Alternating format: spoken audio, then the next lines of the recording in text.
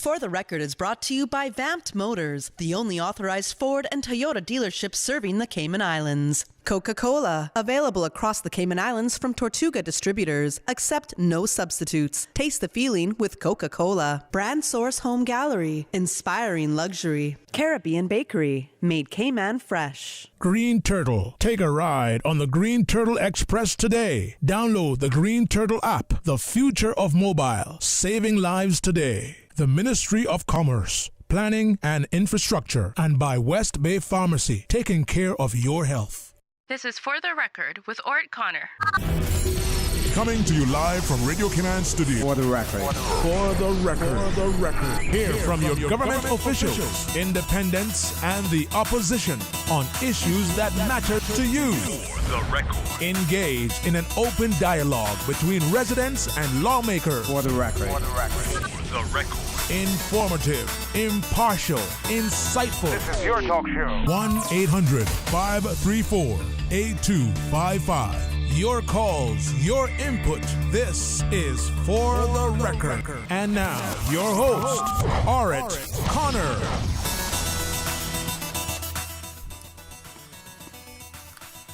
Good morning, good morning, good morning, O land of soft, fresh breezes and verdant trees so fair. Today is the 4th day of June, 2021. I hope and I trust that everyone had a restful, peaceful, enjoyable evening. Those of you who are on the roads of the Cayman Islands, again, we urge you to please be extremely cautious. Whether you're a pedestrian walking on the roads, crossing the roads, whether you're a cyclist, or if you're operating any type of motorized vehicle, please be extremely cautious.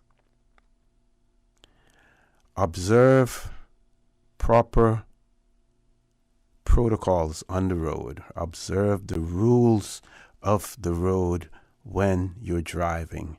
Don't let your inner self come out in your driving style, in the way that you drive. Some people are aggressive outwardly, and they display that in the way that they drive as well. Some people hold it in, but then when they get into a vehicle, then that aggressiveness comes out. Some people are simply careless, and as a result, put other people's lives at risk. Some people out there, some persons don't know any difference, don't know the rules of the road.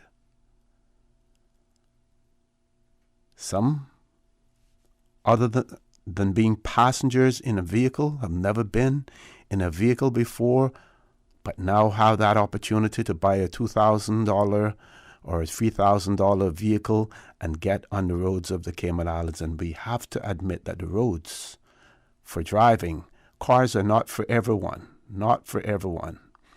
So all of you out there, please, if you know the rules of the road, observe them. If you don't know the rules of the road, please learn them. And for those who are involved in policy in the Cayman Islands, let's make that driving examination written as well as the practical side of things. Let's make that a little tougher at the end of the day. We ask everyone else, if you're a doctor, you have to go through a proper certification process, sometimes recertification as well. We require it in many professions, in many aspects of life. Why shouldn't we require it when it comes to driving on the roads as well? Because in many jurisdictions, that is where many of our deaths occur as well. So again, just begging you, please be cautious.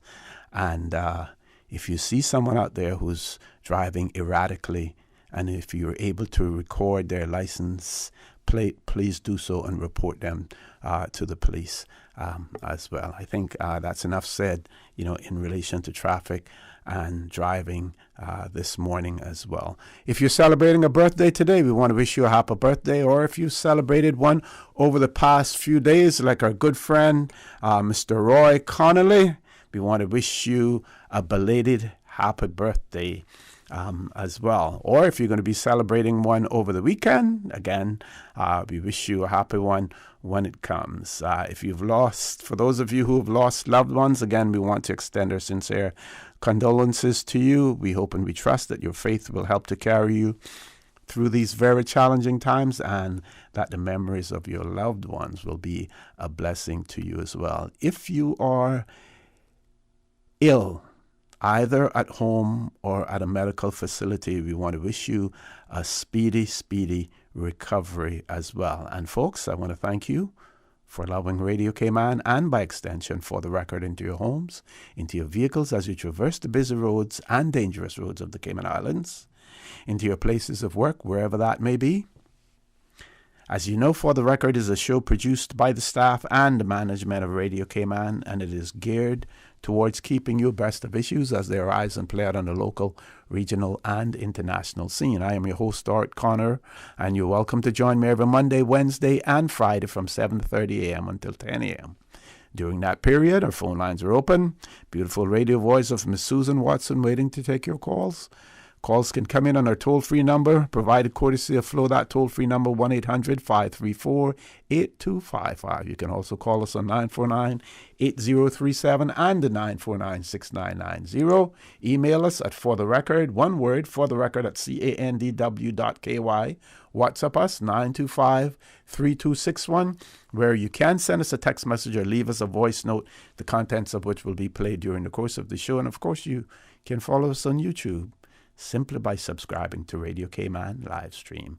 I was due to have Dr. Steve Macfield in the studio with me this morning, but he has an appearance in court this morning and is unable to be in the studio with me. What we had planned to do this morning, amongst other things, was to look at the Local Observer's report that was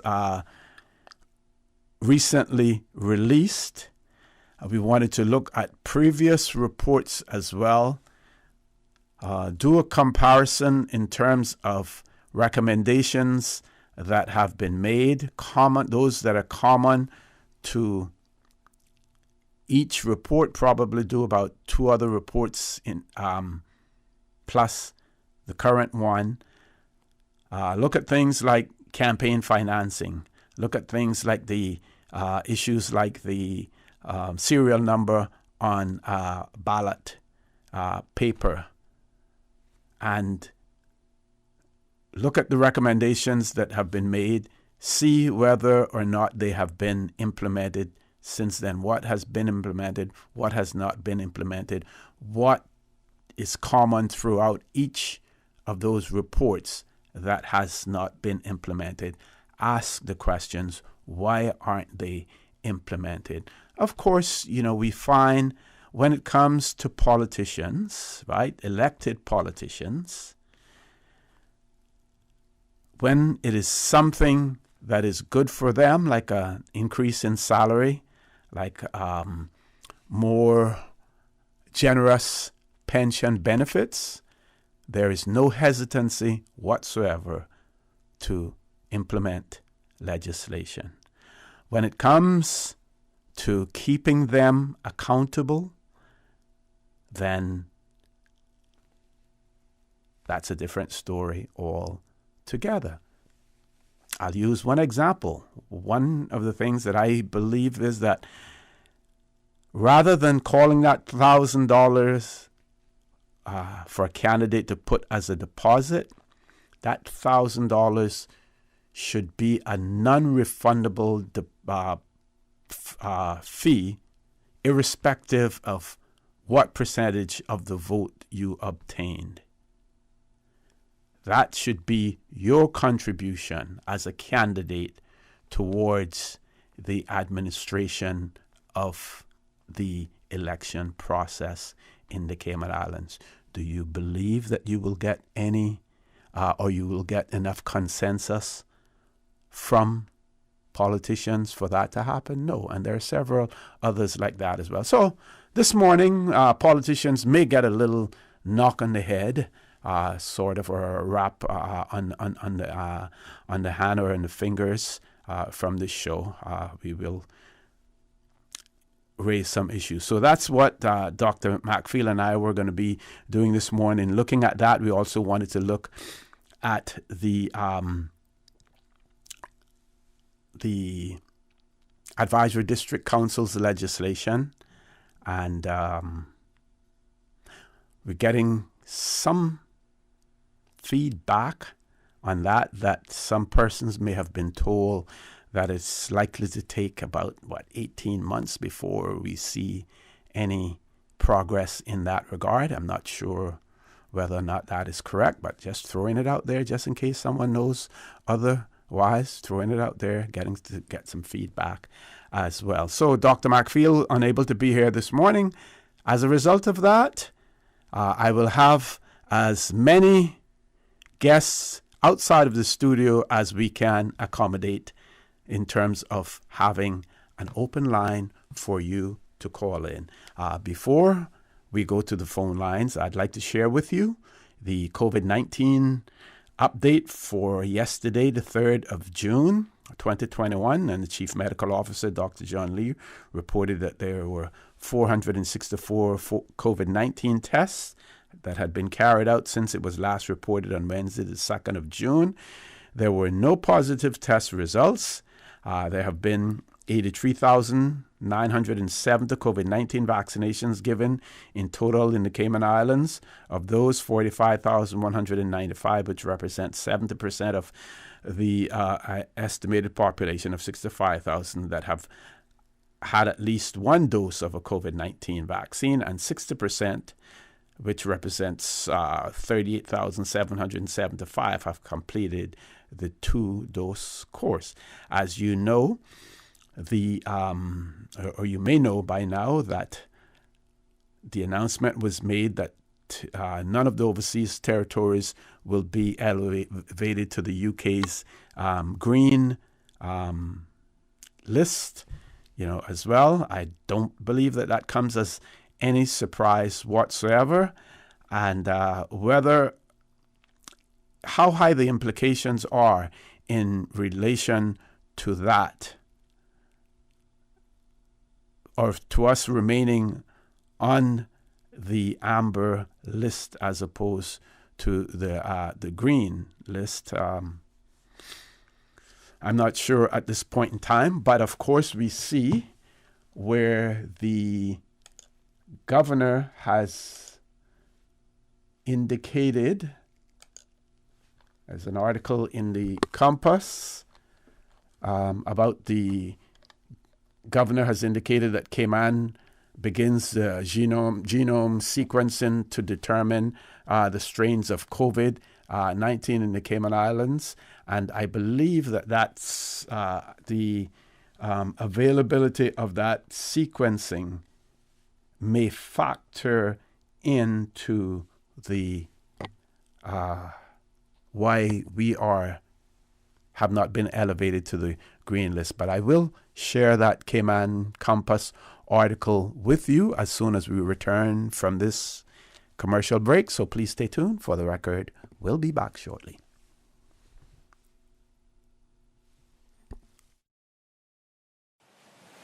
The Cayman Islands boasts of a long, colorful, and rich history. In tribute to our roots, Radio Cayman, the voice of the Cayman Islands, is pleased to bring you the Historical Vignette Series, brought to you by Rotary Central. For more than 110 years, Rotary members have used their passion, energy, and intelligence to take action on sustainable projects. The Cayman Islands, He hath founded it upon the seas. Edna Moyle is the mother of 5 children, 3 boys and 2 girls. She served in several positions within government, in the governor's office, and in the Legislative Assembly, rising to the position of deputy clerk. She was a parliamentarian for over 11 years and represented Cayman at many Commonwealth Parliamentary Association conferences. She was the first parliamentarian to bring women's issues before the legislature, which resulted in the creation of a women's desk within the Ministry of Community Affairs. Ms. Moyle was a leader in the Girls Brigade and was involved in the initiation of Scouting in Northside. She was also a guiding force in Hands Across Cayman, the fundraising effort that supported the establishment of the Sunrise Adult Training Center. Radio Cayman's Historical Vignettes was brought to you by Rotary Central. For more than 110 years, Rotary members have used their passion, energy, and intelligence to take action on sustainable projects.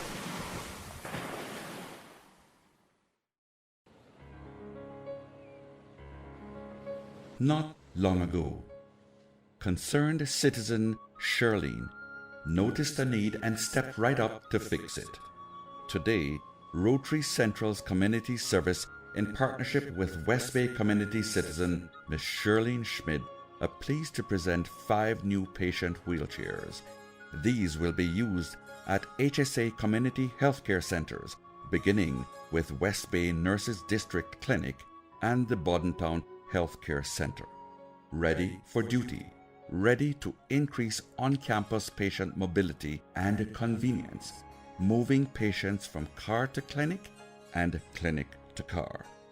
One citizen making a positive difference along with Rotary Central. Rotary opens opportunities.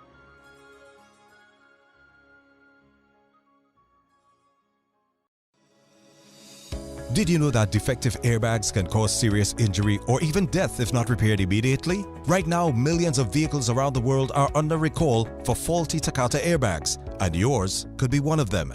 At Vamt Motors, our priority is to make sure the Toyota or Ford you drive is safe. So we are offering customers a free, fast, and easy airbag swap out if your vehicle was manufactured in 2016 or earlier. Find out if you need to have new airbags installed by emailing your Ford or Toyota vehicle's VIN or vehicle identification number to service@vamtmotors.com or stop by Vamp's Service Center or call us at 949-2245. Don't risk it. Get the airbags in your Toyota or Ford checked for free at Vamp Motors on Walkers Road. Are you feeling sick but don't feel ill enough to go to the doctor? Ask your pharmacist for advice. Here at West Bay Pharmacy, our pharmacists have been trained to offer helpful, easy-to-understand advice on the treatment of everyday minor ailments for yourself and all the family. Anything from headaches, cough, and sore throat to cold sores, our pharmacists will know when medical help is needed and will not hesitate to refer you to your doctor if your symptoms demand it. Like doctors, our pharmacists have a professional code, which means all personal information you give them will be treated in the strictest confidence. Visit us today at West Bay Pharmacy, where we care about your health. Hi, I'm remodeling our bathroom. I have a few questions. Sure. What are some ideas to make my bathroom feel larger? How do I know if I'm picking the right vanity? How do I choose a new toilet or a new countertop? Also, the lighting is terrible. Can I put a window or a skylight? And do I really need an exhaust fan? You've come to the right place. At Brand Source, we custom design kitchen and baths, and our talented design team can help answer your questions. Whether you're looking for a modern, functional family bathroom or a luxurious personal retreat, we'll help create that beautiful space that makes your home yours. And if you're in a rush for a new look and have a limited budget, our ready-to-install bathroom vanities, built with solid wood and countertops of the finest materials, are a quick and easy remodeling solution. For the very best in custom-designed kitchens and baths, visit Brand Source Home Gallery on Dorsey Drive, Industrial Park, Cayman's Kitchen and Bath Center.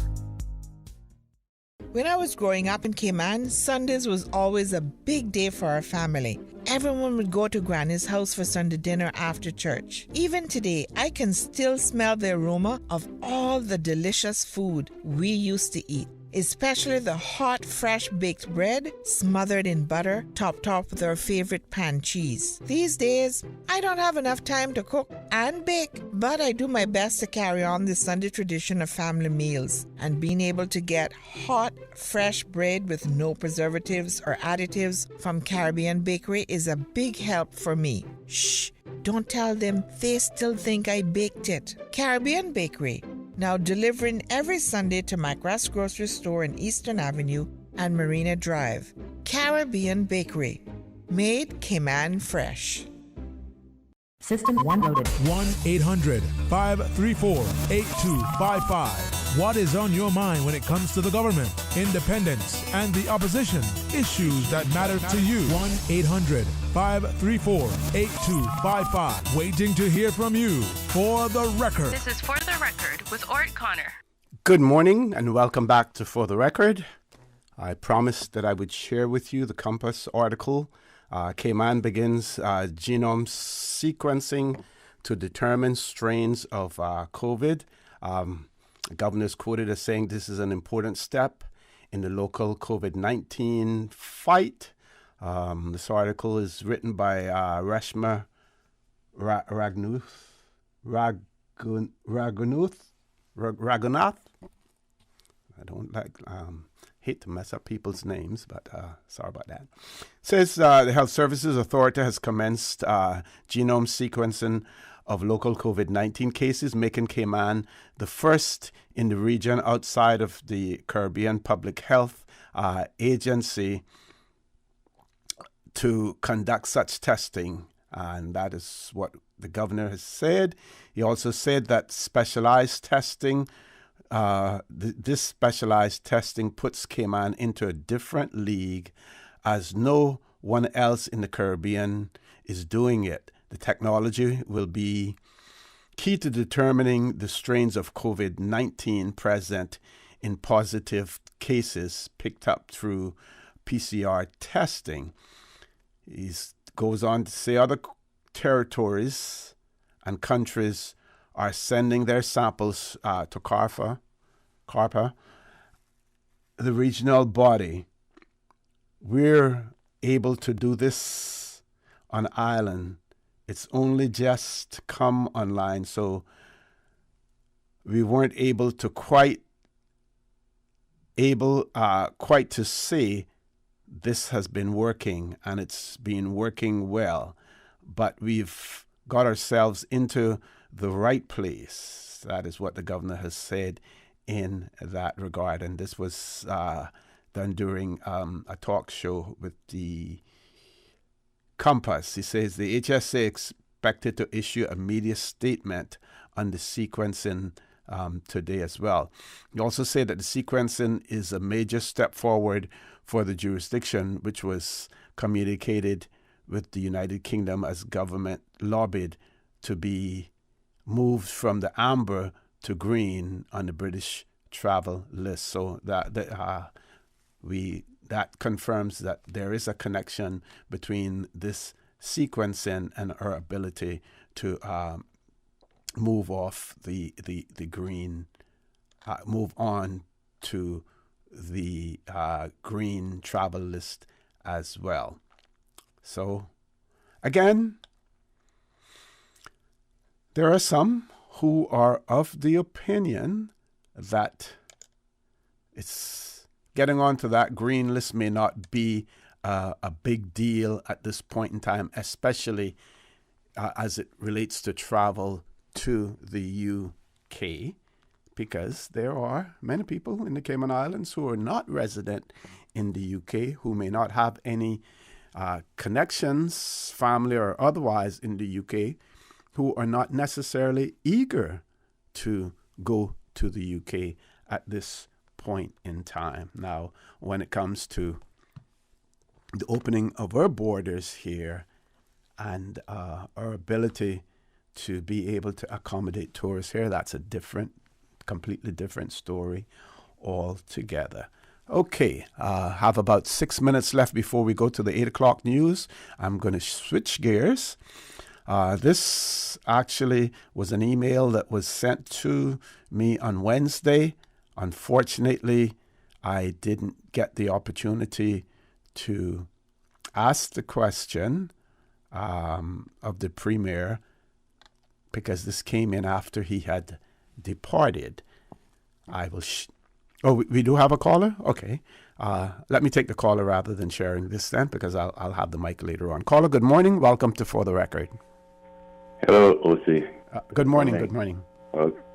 Yeah, something happened to me, and I said let me just put it out there because I don't have an answer. Maybe you do. Okay. Maybe Dr. Markfield, if he was on, he may have, But I opened a little account at a bank with $100, and they kept taking money out of it until when I got the first statement, it was actually a negative amount. Mm-hmm. It was like minus $40. Yep. So what I'm asking is that a loan that I have got with the bank and I didn't know about? Are they going to charge me interest on the loan? And what's the money for? Why are they taking it out? Well, first of all, I'll preface my answer by saying that the majority of financial institutions these days are really not interested in the small saver, the person who wants to save small amounts. So every month you're probably being charged a service charge for that amount of money that you have in there, and that is why you saw it decreasing and continuing to decrease.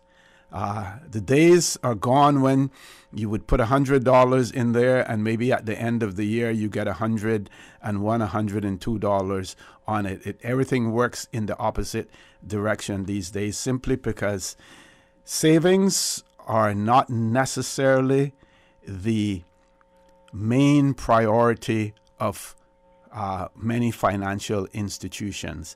That is why I would say to you that if you are not a member of the Cayman Islands Credit Union, Civil Service Association Credit Union, if you have family members who are close enough that you are able to join based on them being members, I would encourage you to do it that way. Now, you may not have all of the necessary bells and whistles that the financial institutions may have, like checking accounts and things of that nature. They're working on that as far as the credit union is concerned.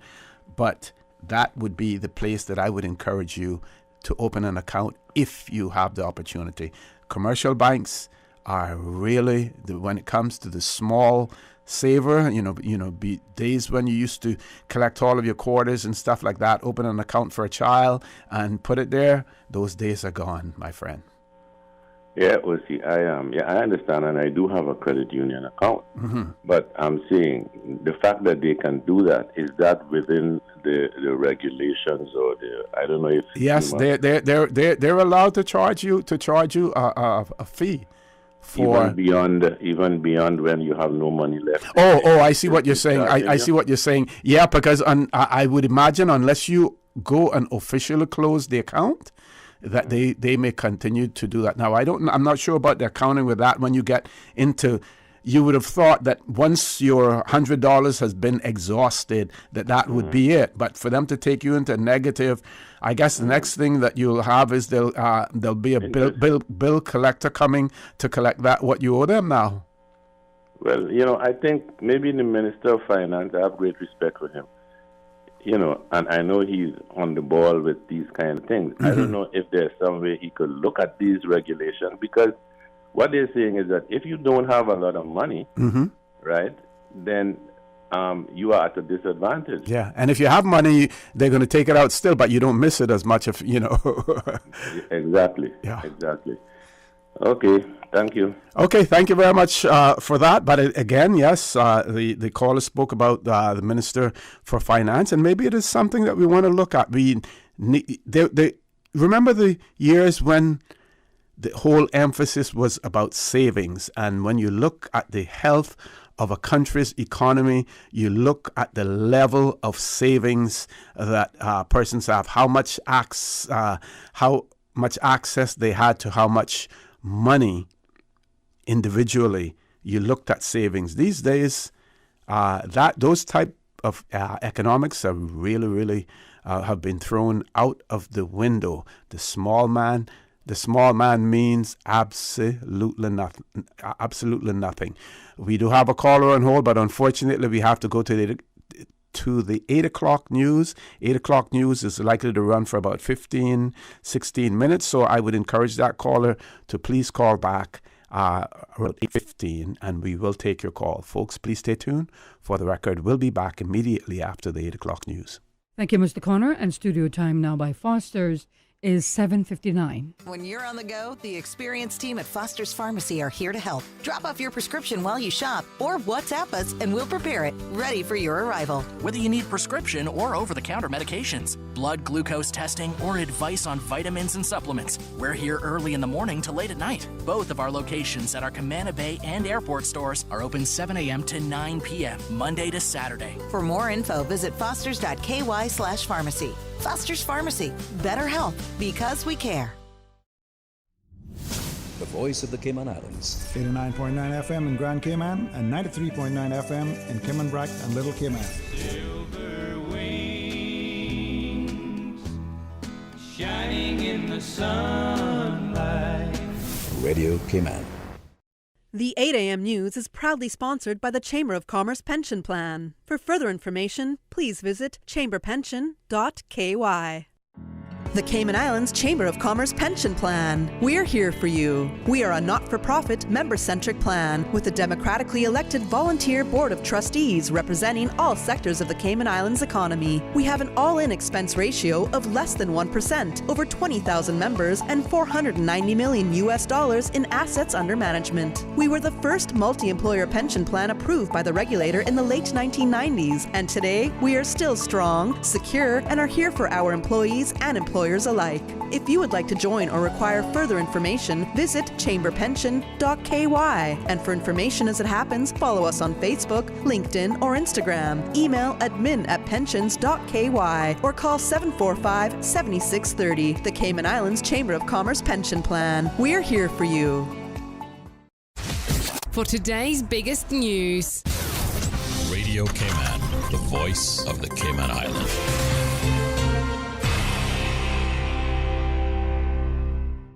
With your latest news, I'm Karsley Fuller. The Human Rights Commission says conditions such as being vaccinated against COVID can be placed on work permits.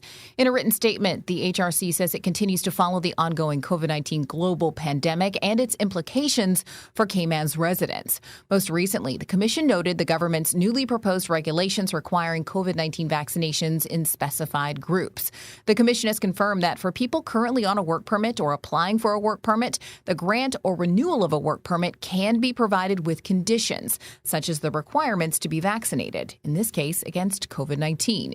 The HRC says government has a duty to protect the lives of all individuals in the Cayman Islands under the Bill of Rights. This is something it says the country has already done to tackle the pandemic. For example, with the implementation of border closures and shopping days by last name, curfews, limitations on gatherings over certain numbers, and requiring wearing of face masks.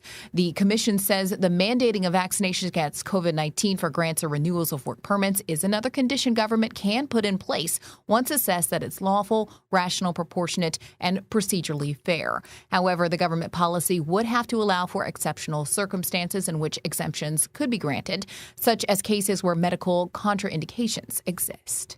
An NCB group recently celebrated the topping off of its newest residential development, Aura. Radio Cayman's April Cummings speaks with NCB Managing Director Matthew White about this major milestone for the project. We finally had our topping off party, so that's the pouring of the last bits of concrete on the roof and essentially allowing the building envelope to be closed off now. It's a big step, and there's been a lot that's gone on during the time of the construction of all this. I'm certain, the pandemic and the lockdown must have had some impact at the time. What are your kind of reflections on that experience? Yeah, no, as you say, it's certainly been a series of mixed emotions, from when the pandemic first hit, wondering if, buyers were going to stick with us on the project. We had to enact the force majeure clause for the delays that were going to come and obviously try to encourage the buyers to stick through the process, and that this too shall pass, as we like to say in Cayman, and that at the end of the day, it's going to be the fantastic project that we envisaged for them to either have as investment properties or for their families. Mr. White says the 4-story, 39-unit development is the company's 7th sustainably designed project, integrating solar panels, ICF construction, geothermal cooling, and other energy-efficient best practices to offset the building's carbon footprint. Aura is located on the eastern shores of South Sound across on Grand Harbor and is due for completion by the end of this year. Now with a check of international news, here's the BBC, which will take us out of the newscast. I'm Karsley Fuller from Radio Cayman's newsroom. BBC News with Moira Alderson. Thousands of police are patrolling the streets of Hong Kong to stop people commemorating the anniversary of the 1989 massacre in Beijing's Tiananmen Square. The authorities have banned vigils for a second year, citing coronavirus restrictions. There are reports that one activist has been arrested. The Guardian Council in Iran has said it will review a list of candidates for this month's presidential election following criticism by the country's supreme leader. Ayatollah Khamenei said false reports may have contributed to only 7 candidates being approved. Almost all moderate or reformist figures were barred. The Archbishop of Munich, Cardinal Reinhard Marx, has offered his resignation to Pope Francis over what he described as the catastrophe of child sex abuse by Roman Catholic clerics in Germany. He said stepping down could mark a fresh start for the Church. Police in Paris have arrested a Russian tennis player on suspicion of fixing a women's doubles match at the French Open last year. Yana Sizikova is alleged to have lost deliberately. She was detained after playing in this year's tournament. Competition watchdogs in Britain and the European Union have set up investigations into Facebook's use of advertising data. They want to know if the company is gaining an unfair advantage over its rivals. Facebook says both inquiries are without merit. An Afghan television channel says one of its presenters was among those killed in a bomb blast in Kabul on Thursday. Executives at Ariana News said Mina Khairi and her mother died in the attack, which targeted a bus. That's the latest BBC News. The 8 a.m. news is proudly sponsored by the Chamber of Commerce Pension Plan. For further information, please visit chamberpension.ky.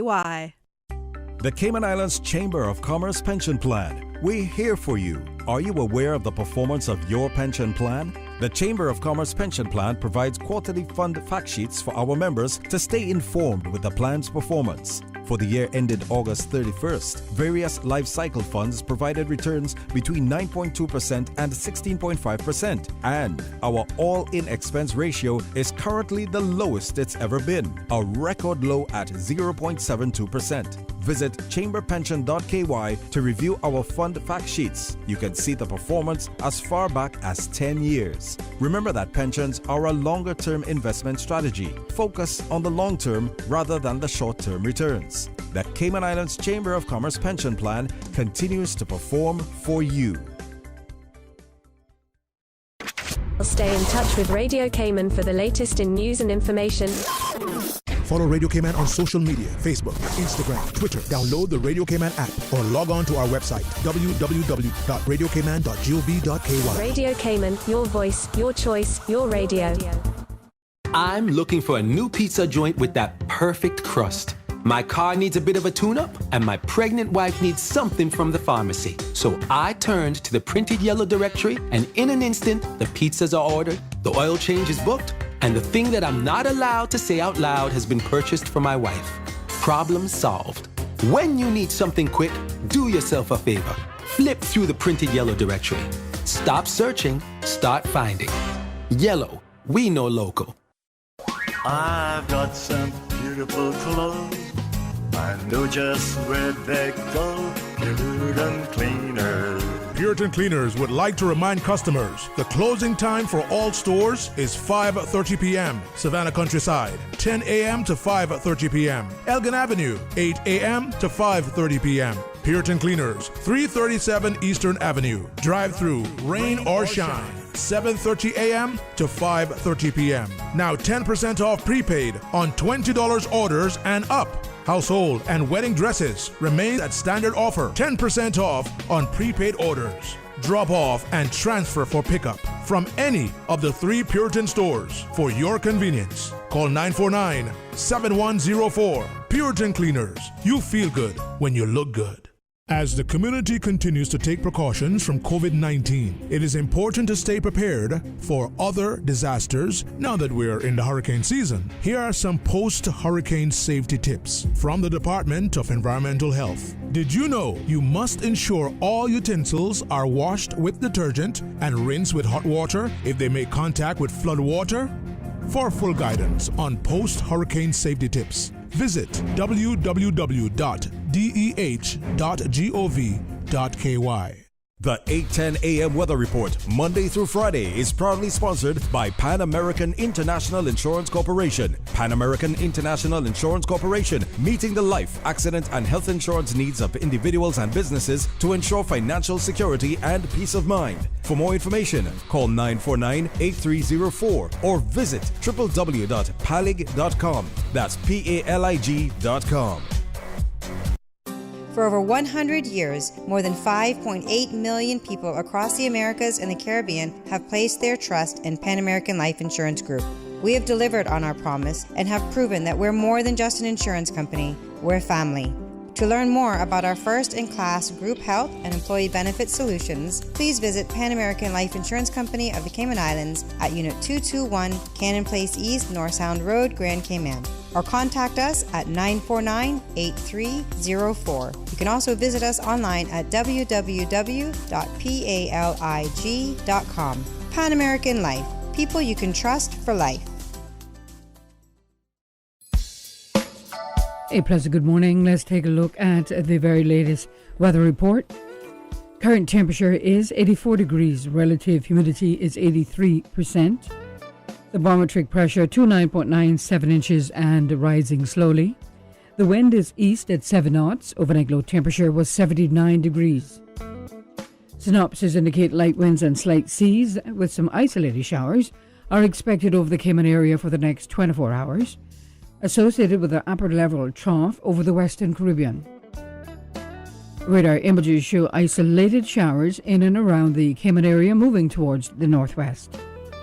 Now the forecast for today calling for partly cloudy skies with a 40% chance of afternoon showers and possible thunder, and showers will be locally heavy at times. Temperatures will be in the upper 80s today. Your winds will be east to southeast at 5 to 10 knots.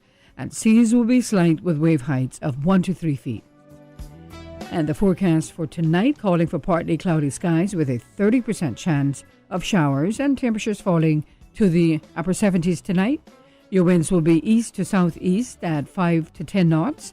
Seas will be slight with wave heights of less than 2 feet.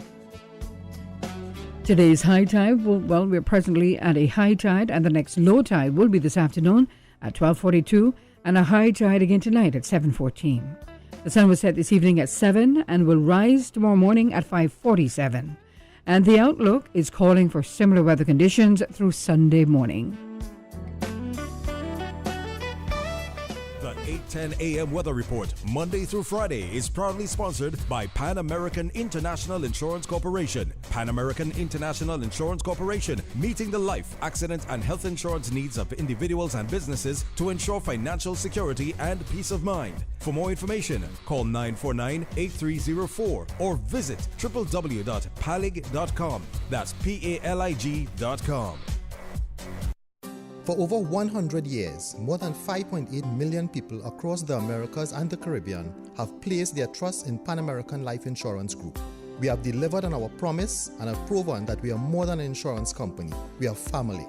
To learn more about our first-in-class individual and group life, disability and accident solutions, please visit Pan American International Insurance Corporation at Unit 221, Cannon Place East, North Sound Road, Grand Cayman, or contact us at 949-8304 and visit us online at www.palig.com. Pan American Life, people you can trust for life. During these unprecedented times, Radio Cayman, the voice of the Cayman Islands, is pleased to bring you the Cayman Strong Series. The Cayman Strong Series is brought to you by Encourse Cayman. Visit encourse.ky to view a full list of wellness services and their qualified team. Encourse Cayman, health, wellness, and happiness. Achieving your goals is a very rewarding feeling, but at times can feel very frustrating. especially if and when we miss our target. As you approach your goals in life, set yourself up for success. When setting your goals, tell a friend. Having an accountability partner is often helpful in achieving your goals. Let your parents and partner know what you are planning or doing. Sharing with others also helps us to develop the ideas and our vision. Writing down your goals can help to solidify them for you and help you to stay accountable. Change your thinking and change your life.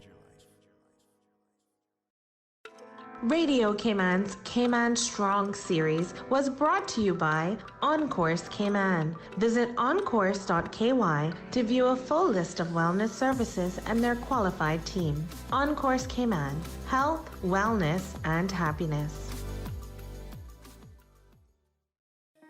These days, feelings of loneliness, anxiety, stress, and depression can be overwhelming.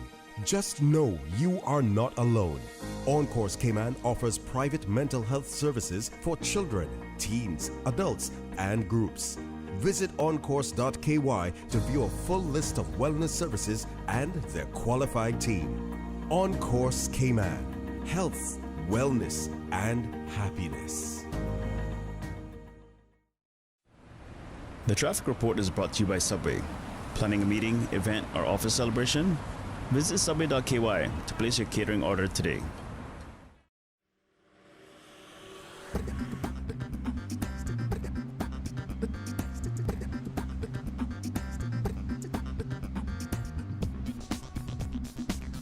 Good morning once again. Let's take a look at what's happening on our roads.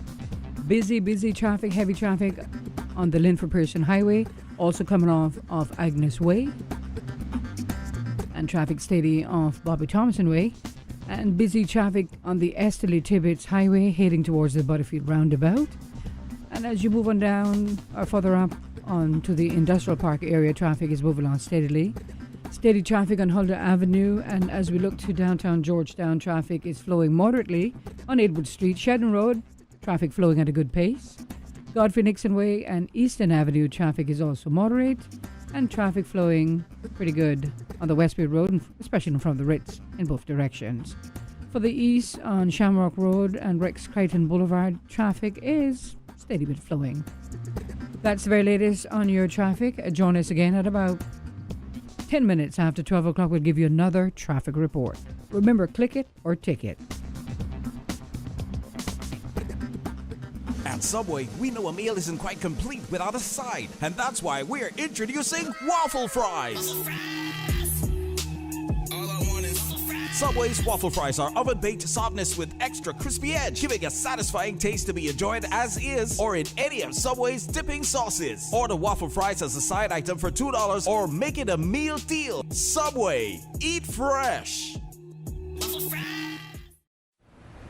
The traffic report is brought to you by Subway. Planning a meeting, event, or office celebration?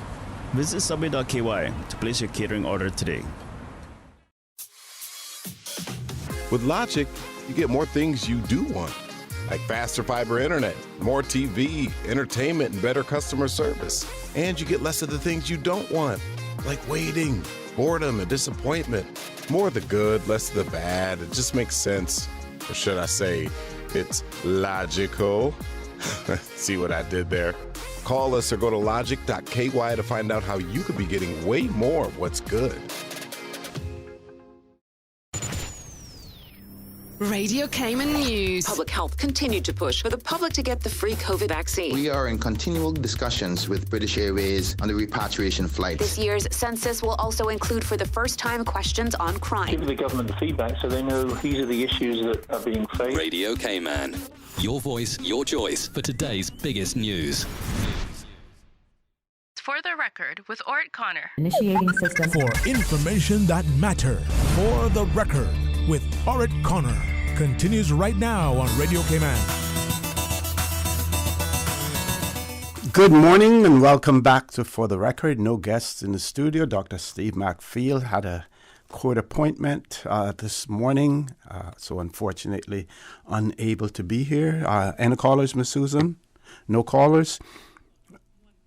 Okay. One of our listeners wrote in and said that in relation to your comments about driving in Cayman, it is my belief that we would all benefit from every driver having to retake both the practical and written examination every 3 years.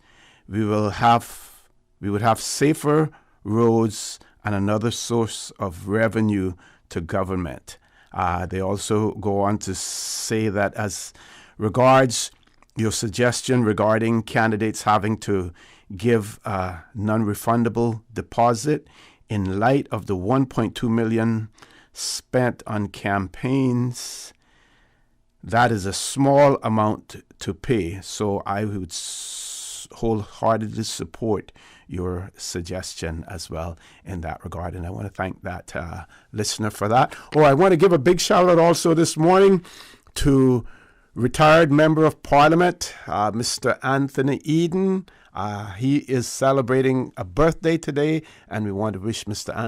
Anthony Eden a happy birthday today. Let's go to the phone lines. Caller, good morning. Welcome to For the Record.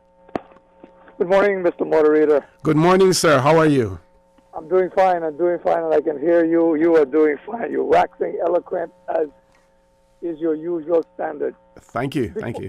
Before the break, I was intrigued by a conversation you had with a caller in which the caller was complaining about the services he was receiving from the commercial bank. Yes. And complaining about being penalized. I am concerned about this in our society because I periodically hear complaints over your show, and people approach me directly about the service they're getting from the bank. It seems the commercial banks are nickel and diming the poor people to death. Mm-hmm. If you go with a check drawn and you don't have an account in that bank, they charge you for cashing the check. If you go to some banks to withdraw your own U.S. funds, there's a penalty for that. They keep pilfering your money from your account. So the small account holder is really not encouraged to save in the commercial banks. Yep. And I want to commend you for the advice you gave on them routing them to the credit union, the Cayman Islands Civil Service Credit Union. God bless us that we have such an institution, and God bless the staff and the directors of the Cayman Islands Civil Service Credit Union, because it is literally a savior to many people. Yes, sir, it is. I'm sure that you realize in this country, there are forces which are pressuring the middle class and really pushing them down. Mm-hmm. And now, too many of them are falling through the cracks. This cannot be good for our society, because the more of these people who fall through the cracks are the greater the numbers who are going to be dependent upon the government for the dole, for NAU, for social services, for free health care and all that. And how much of this can we take when really and truly, people kick the politicians, but it is not all their fault, except the fact that some of them now have to take the bull by the horns and rein in some of these, what I call insidious practices that the commercial banks are visiting on the middle and lower classes in the economic stratum, because we can't afford that. And everyone knows the greater the savings, the greater the economic strength of a nation. We don't want to be a nation whose population is in deficit because every one of us has our borrowings maxed out. We don't want to be like that. Mm-hmm. And I keep coming back to my perennial question: for whom are we developing these islands? Yes. Because I don't see the middle and the lower class people. I don't see the ladder where they can rise from those levels up to the higher strata at all. And it's becoming discouraging. And I will say this as a historian and social commentator: if we don't nip this in the bud, it is going to wind up in social unrest and upheaval. Yes. And unfortunately, we have a tendency to stick our head in the sand and deny that is going to happen. But if you look at history, we're heading in that direction, sir, like you said. And so I tell people it is an inevitability unless we change our course. It is an inevitability. And I want to say this too, as a law-abiding citizen, I want to say this: no defense, no regiment in the world is going to stop this tidal wave when it rolls. It didn't stop it in Morant Bay in 1865. It didn't stop it in other countries. So that is not the solution. The solution is to find a way to address the cries of the people who are screaming that they need help. And the government, God bless it, and the political directorate, it cannot help everybody. It cannot help everybody. We cannot afford to fill the hands of everyone who stretches out the hand. But what we have to be able to do is to demonstrate the intestinal fortitude and to call in these banks and read the riot act to them. And I know what their excuse is going to be. Well, it's a decision made by the headquarters. Well, you know what? Some of us may have to get the gumption to say, look, if you can't help our people, take your business elsewhere. Exactly, because yes. You're really not helping us. Yes. So that's my piece, sir. Before you go, sir, I have some comments here in relation to the Cayman Islands Monetary Authority and people asking, what are they doing about it? Now, if something like this were to happen in the UK where it is impacting, heavily impacting the poorer persons in our community, there would be not only be an outcry, there would be an investigation in relation to it, and there would be policies taken to ensure that the small depositor is protected in the Cayman Islands. What say you about that, sir? Exactly. And it is not far-fetched to say, Mr. Moderator, that it would be a debate in the House of Commons. Because the people's representatives would be screaming. I mean, it's blood and murder, and I don't use this word recklessly. It is nothing short of rape. What is happening to the people? It is nothing short of that, and we need to address the matter the sooner rather than the later. I have never in the civilized world see such odious and insidious practices as is happening here. And the people whom are affected have literally no recourse except to go to their members of parliament. And I feel sorry for the members of parliament, having been one myself. They get a lot of blame, but some things, I mean, they cannot do unless they, as I say, they grow the intestinal fortitude to say enough. Yep. Enough. Yep. So there we go. Thank you very much, sir. Thank you very much. Day, yes. Sir. Bye. And the rhetorical question is, where is the community involvement? Where is the community sense of these financial institutions? If you have to continuously deduct from an account that has been opened with $100, and you have to continuously deduct service fees from that, how desperate are you as a financial institution if you have to stoop that low? Like everything else in life, exceptions are made, and you could possibly set a minimum amount of deposit that is held by you for each individual, where you said, okay, we're not going to charge you a service fee on it, because at the end of the day, if you don't continue to maintain that and add funds to it, then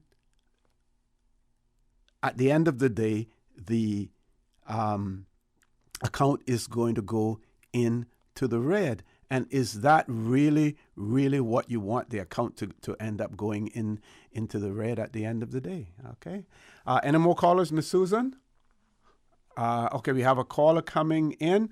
While that call is coming in, I need to share this because this is important, because this is going to take us on another track in the conversation this morning.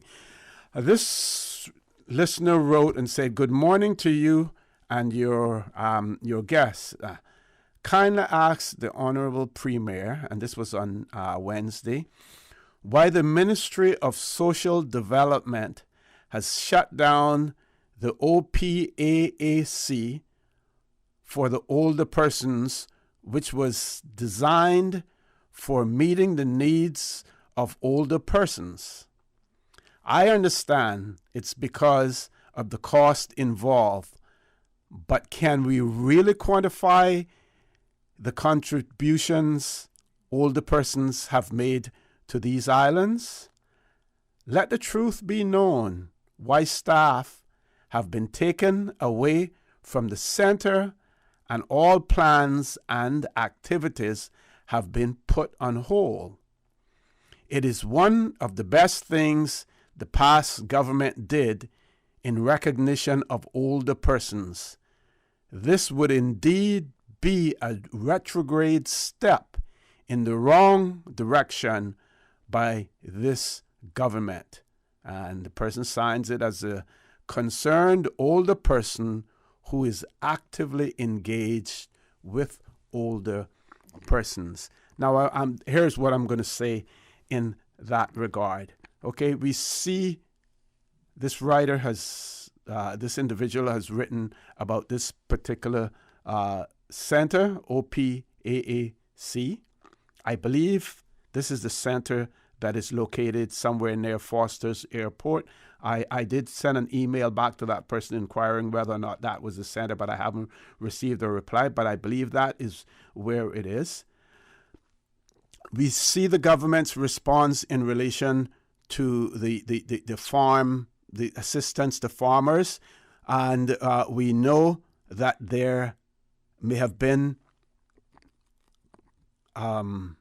abuses of that system as well, and those abuses we need to look into.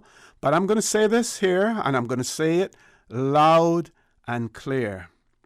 The government, the current government that we have, is a government elected by the majority of the people of the Cayman Islands. You are the government that the majority of the people wanted. They said they wanted independence. They voted for independence. They got independence. It is not necessary for you to tear down what previous administrations have built up unless it is absolutely necessary. Where there are abuses, address those abuses. Point them out. Out the abuses, out the abusers if necessary. But don't punish the beneficiaries of those programs to get at the abusers. Let's deal with the abusers. So it isn't necessary for you to make the previous government the boogeyman. You have been elected by popular vote, popular demand. The people now want to see movement on your part in terms of the betterment of the people of the Cayman Islands and in particular Caymanians. Please, please don't tear down what does not need to be torn down. We have to take a commercial break. We have 2 callers on hold. I will get off the mic and give you the mic as soon as we return, so please stay tuned. Are you feeling sick, but don't feel ill enough to go to the doctor? Ask your pharmacist for advice. Here at West Bay Pharmacy, our pharmacists have been trained to offer helpful, easy-to-understand advice on the treatment of everyday minor ailments for yourself and all the family. Anything from headaches, cough and sore throat, to cold sores, our pharmacists will know when medical help is needed and will not hesitate to refer you to your doctor if your symptoms demand it. Like doctors, our pharmacists have a professional code, which means all personal information you give them will be treated in the strictest confidence. Visit us today at West Bay Pharmacy, where we care about your health. Time to lace up your sneakers and hit the road for the first ever Botanic Park Queen's Birthday 5K. Come out to the park on June 13th and help raise money for the Children's Garden Development. Your $25 fee includes a t-shirt, breakfast, and a chance to win in our prize draw. But there's more. You can win a prize and take home the bragging rights for the best Royal Fascinator design. Register now for the Botanic Park Queen's Birthday 5K at racecaribbean.net. This ad is sponsored by Coca-Cola.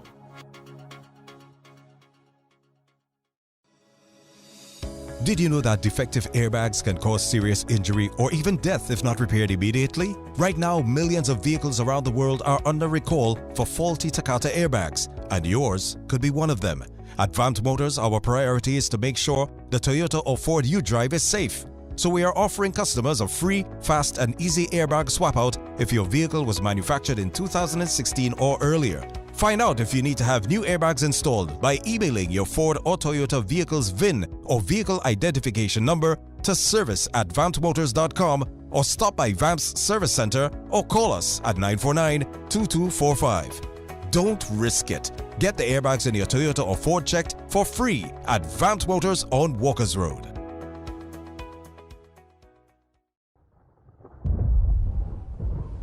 Radio Cayman, your #1 community station, would like to remind you that we are in the hurricane season, and in order to survive a hurricane, you need to be prepared. If officials' sources say a hurricane is imminent, please board up or shutter up windows in your home or place of business. Remember to use good lumber, as makeshift boarding may actually cause more damage.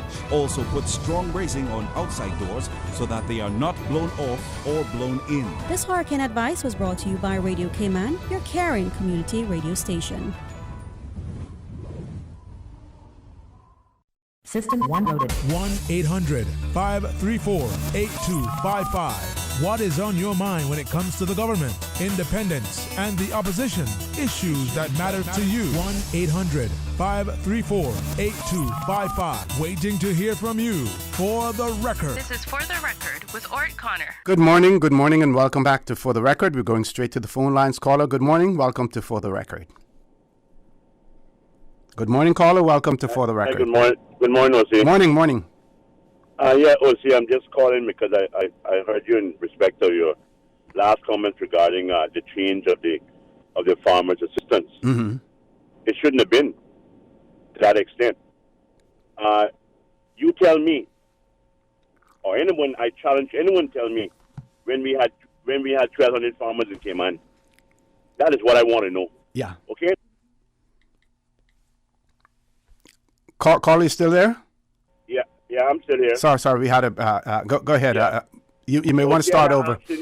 I'm not asking you, nobody in the public. I am telling you what I saw firsthand. Mm-hmm.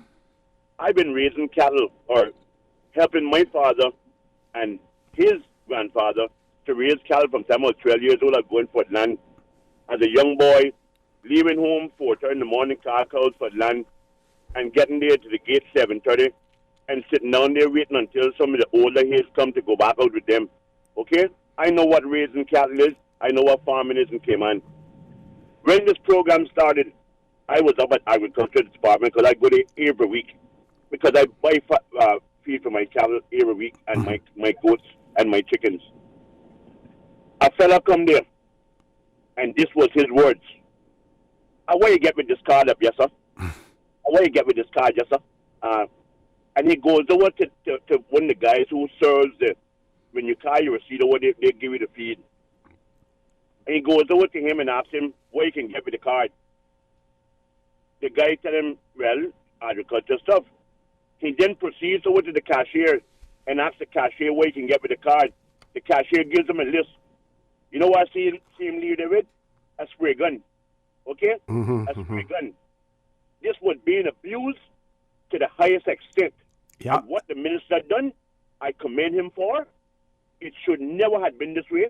It should have been legitimate farmers, and how you derive at that is you go to the database that is provided for by the Agriculture Department and by the Ag Society, and get a list of the persons who are registered, and they're the persons that you can't give somebody who got 4 or 5 sucker trees in their backyard $400 a month, and a man like like Mr. Otto or one of those people there who got tons of cattle.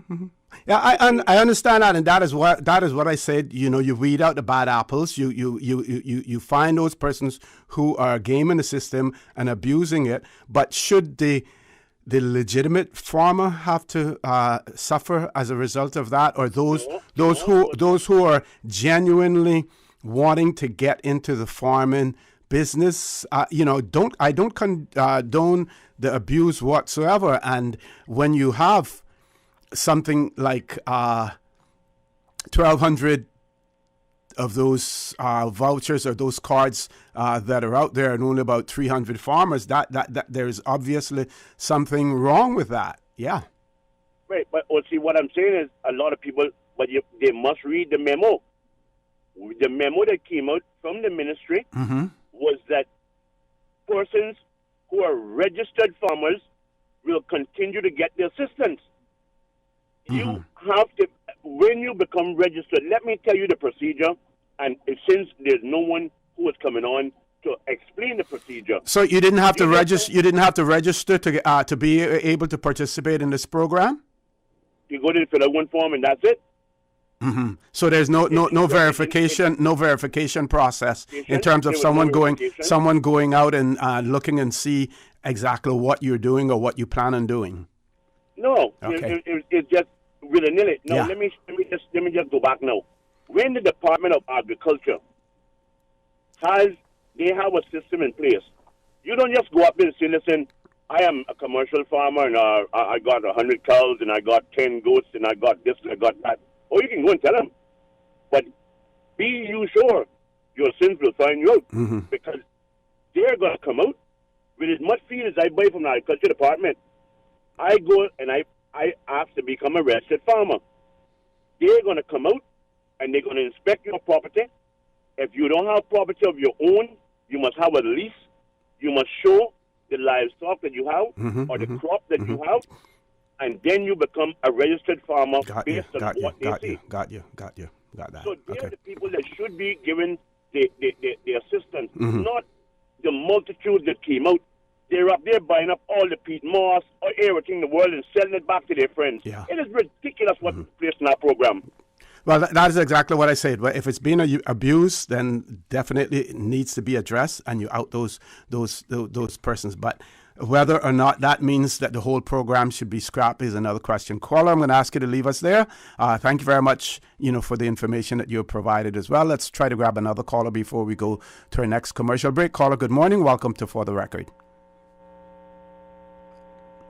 Good morning, caller. Hello? Good morning. Hello? Good morning. Yeah, I wasn't sure I was the next caller because I knew. Morning, Doc. Yeah, morning, sir. Good program again. Thanks. I'm happy that, and you were always on the ball. I mean, you're a fair person. I can tell you that. I really feel so, because what you're saying is absolutely right. You have to read it out. I am saddened by the fact that this PAC government has come in with the attitude that they can make decisions without perhaps showing us the reference that they're referring to in order to make these decisions. There's a thing called sense, but there's also something that is also very important, which is called reference. And sense without reference is nonsense. So we have to be careful what we're referring to in order to be making these big decisions. Now, regardless of what we might say about the PPM and we might say about Alden McLaughlin, and I don't have really too much good to say about Alden from a point of view of my own subjective situation, in that I went through the 8 years of PPM government and I was unable to get a job. And I feel that I have something to offer. Now, I have at the same time respect for his political sense or references. He kept people around him that could give him advice and that could give him a greater connection with the body politic, and his ability to therefore make really sort of sharp strategic decisions and keeping his government stable and the population on his side, even if it was not the majority I mean, at least not all the people. At least he had the majority, one way or the other, for a very long time, and addressing many diverse types of issues to cover as many interest groups as possible. You are referring to the banking. You're referring to quite a few things, I believe, where they need to have a greater overview of what politics and political decisions entail. You have to satisfy people. You know, sometimes you might personally and subjectively sort of think, oh, well, this person just have a gripe or that, blah, blah, blah, blah. But maybe a lot of people have the same similar gripe. And so the fact that one person speaks out might be an indication to you that other people feel the same, and so you deal with it. Now, it comes to this situation where they came in and they don't really have the political experiences and expertise. I see that, and you would think that they would reach out to people in the community. You just had Professor Roy Button, and I'm going to call him Professor because I think he's the most learned man. Okay? And I was just reading again his book, Patronage and what is it, Patronage and it slipped my memory right now, but it's actually the first book that he wrote. And he's writing extensively about the lack of a polis, about the lack of the political cohesiveness and the lack of political identity, and this fragile type of what we would say almost schizophrenic type of politics that goes on in the Cayman Islands.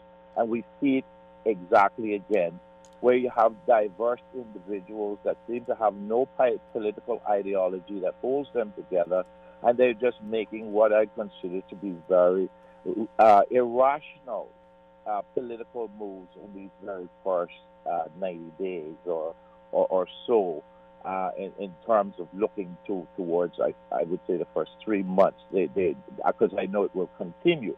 So I'm calling upon them to really take serious make serious consideration as to whether or not politics is about subjective expressions of their will, or whether it is not really an objective attempt to ascertain how people really feel about things, what they're experiencing, and how you create programs and policies to be able to address those concerns and those types of wishes or those types of difficulties that people are experiencing. You cannot just sit in government and say, well, this is how I feel. And it cannot be back to the street level of us having discussions about the personalities of the people rather than the needs of the people, the qualifications of the people, and the rights of the people. And I am calling upon them, because those programs that they're scrapping, there are people in them that deserve to have. And there are people in this country that are getting rich, and they are making profit off of this COVID situation. The merchants are making tons of money. Construction is booming. Sales are up. And why then should farmers be penalized? This is the type of irrationality and irrational behavior we get from people who refuse to take advice from their elders and their elder statesmen in this society, but they want to play this one-man up ship. And it doesn't work, OC. And thank you very much. I don't think you're taking any sides. I know there are people that might think that once in a while, but you try to run a balanced ship, and please continue to do that, because this program might be instrumental in getting the change that we need in this country, which is for the political directorate to remain connected with the people after they get elected. Thank you very much, Doc. Thank you very much for that. We have to take a commercial break. We still have 2 callers queued up. We will take those callers as soon as we return, so please stay tuned. Since March 2004, West Bay Pharmacy has kept their doors open to the local communities, even before, during, and after Hurricane Ivan. At West Bay Pharmacy, our staff provides so much more than pharmaceutical excellence. From the moment you walk through our doors to completing your cash out, our staff will have put your healthcare concerns at ease. We would like to take this moment to thank our loyal friends and customers. To us at West Bay Pharmacy, our patients are our primary concern. We provide thorough background checks and precise calculations to ensure your medical safety. Thank you for being a part of our family and for choosing West Bay Pharmacy, where we care about your health. Make your house into a home. Welcome to Brand Source Home Gallery, your source for premium products and a premium experience. We'll design and install your dream kitchen with crafted cabinets, complemented with elegant appliances. We'll fill it with quality houseware and cookware. Custom-designed closet and storage solutions organize and beautify any area. And with the finest bedding, you'll get a perfect night's sleep knowing Brand Source Home Gallery has everything you need to make your house a home. When I was growing up in Cayman, Sundays was always a big day for our family. Everyone would go to Granny's house for Sunday dinner after church. Even today, I can still smell the aroma of all the delicious food we used to eat, especially the hot, fresh baked bread smothered in butter, topped off with our favorite pan cheese. These days, I don't have enough time to cook and bake, but I do my best to carry on the Sunday tradition of family meals, and being able to get hot, fresh bread with no preservatives or additives from Caribbean Bakery is a big help for me. Shh, don't tell them, they still think I baked it. Caribbean Bakery, now delivering every Sunday to McGrath's grocery store in Eastern Avenue and Marina Drive. Caribbean Bakery, made Cayman fresh. The 7 a.m. news Monday through Friday is proudly sponsored by CG Britke Insurance, Health, Pensions, Life, where people come first. For the record, with Ort Connor. Initiating system. For information that matter. For the record, with Ort Connor. Continues right now on Radio Cayman. Good morning. Welcome back to For the Record. I want to thank that last caller, Dr. McFeel, Dr. Frank McFeel, for his comments and his contribution. And of course, the book that he was talking about, Mr. Roy Borden's book, is entitled Patronage, Personalities, and Parties. Patronage, Personalities, and Parties. Let's go to the phone lines. Caller, good morning. Welcome to For the Record. Good morning, Mr. O.C. Good morning, ma'am. Good morning. How are you? This is Georgia E. Banks. Good morning, ma'am. How are you? You may want to turn your radio down a little bit, please. And I tried to get on when they were speaking about banks and putting money in the bank, as you know, to save. But I didn't. Phyllis, come please. But I didn't get on. Okay. But I would like to say this. My two youngest grandchildren, they're both grown up now. The girl is married, and the son, he's out working, has a good job and everything. And when they were children, Mr. O.C., at Christmas time and for their birthdays, we always would give each one of them a certain amount of money. And their mother encouraged them to put it in the bank and see how much they could save up for Christmas. And they did so. And I can tell you which bank it was. It was Cayman National Bank. And it was surprising to see the good amount each one of them would have from saving those little gifts of money. And never, ever, to my knowledge, I would have to consult with their mother this morning, who's my daughter, about it. But I never, ever heard that anything was ever taken off of the money that they put in. And something, Mr. O.C., should really be done about that. Yes. I heard about the man with his $100. He was blessed that he had $100 to put in the bank. And the bank people in banks should encourage people to save. But all they seem to be thinking about, and God forgive me, I don't want to judge, but it seems to me all they're thinking about is today. Everybody's trying to live in the NOW, the now. We can't go back to the past and live in that, and God is in charge of the future. And I thank you for giving me all this time to run up my mouth, Mr. O.C. Thank you, Miss Georgie. And may God bless you and all your family. And God bless our 3 Cayman Islands. Thank you. Thank you very much, Miss Georgette, for that as well. Unfortunately, everyone is looking out for the bottom line. And you talk to some of them and they say, we have shareholders that we are accountable to. We're responsible for their investment. They have to make a return on their investment as well. The other thing that we need to recognize in the Cayman Islands, we talk about things now becoming non-Caymanian. Well, we have one bank so far that is no longer under Caymanian control.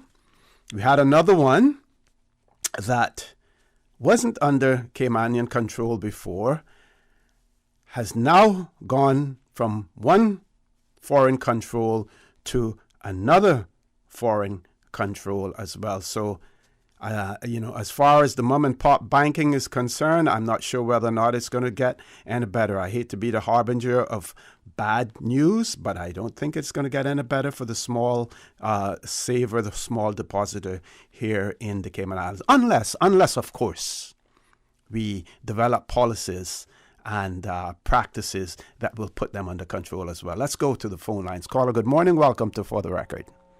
Morning, Jose. Hey, morning. How are you doing, my friend? Good.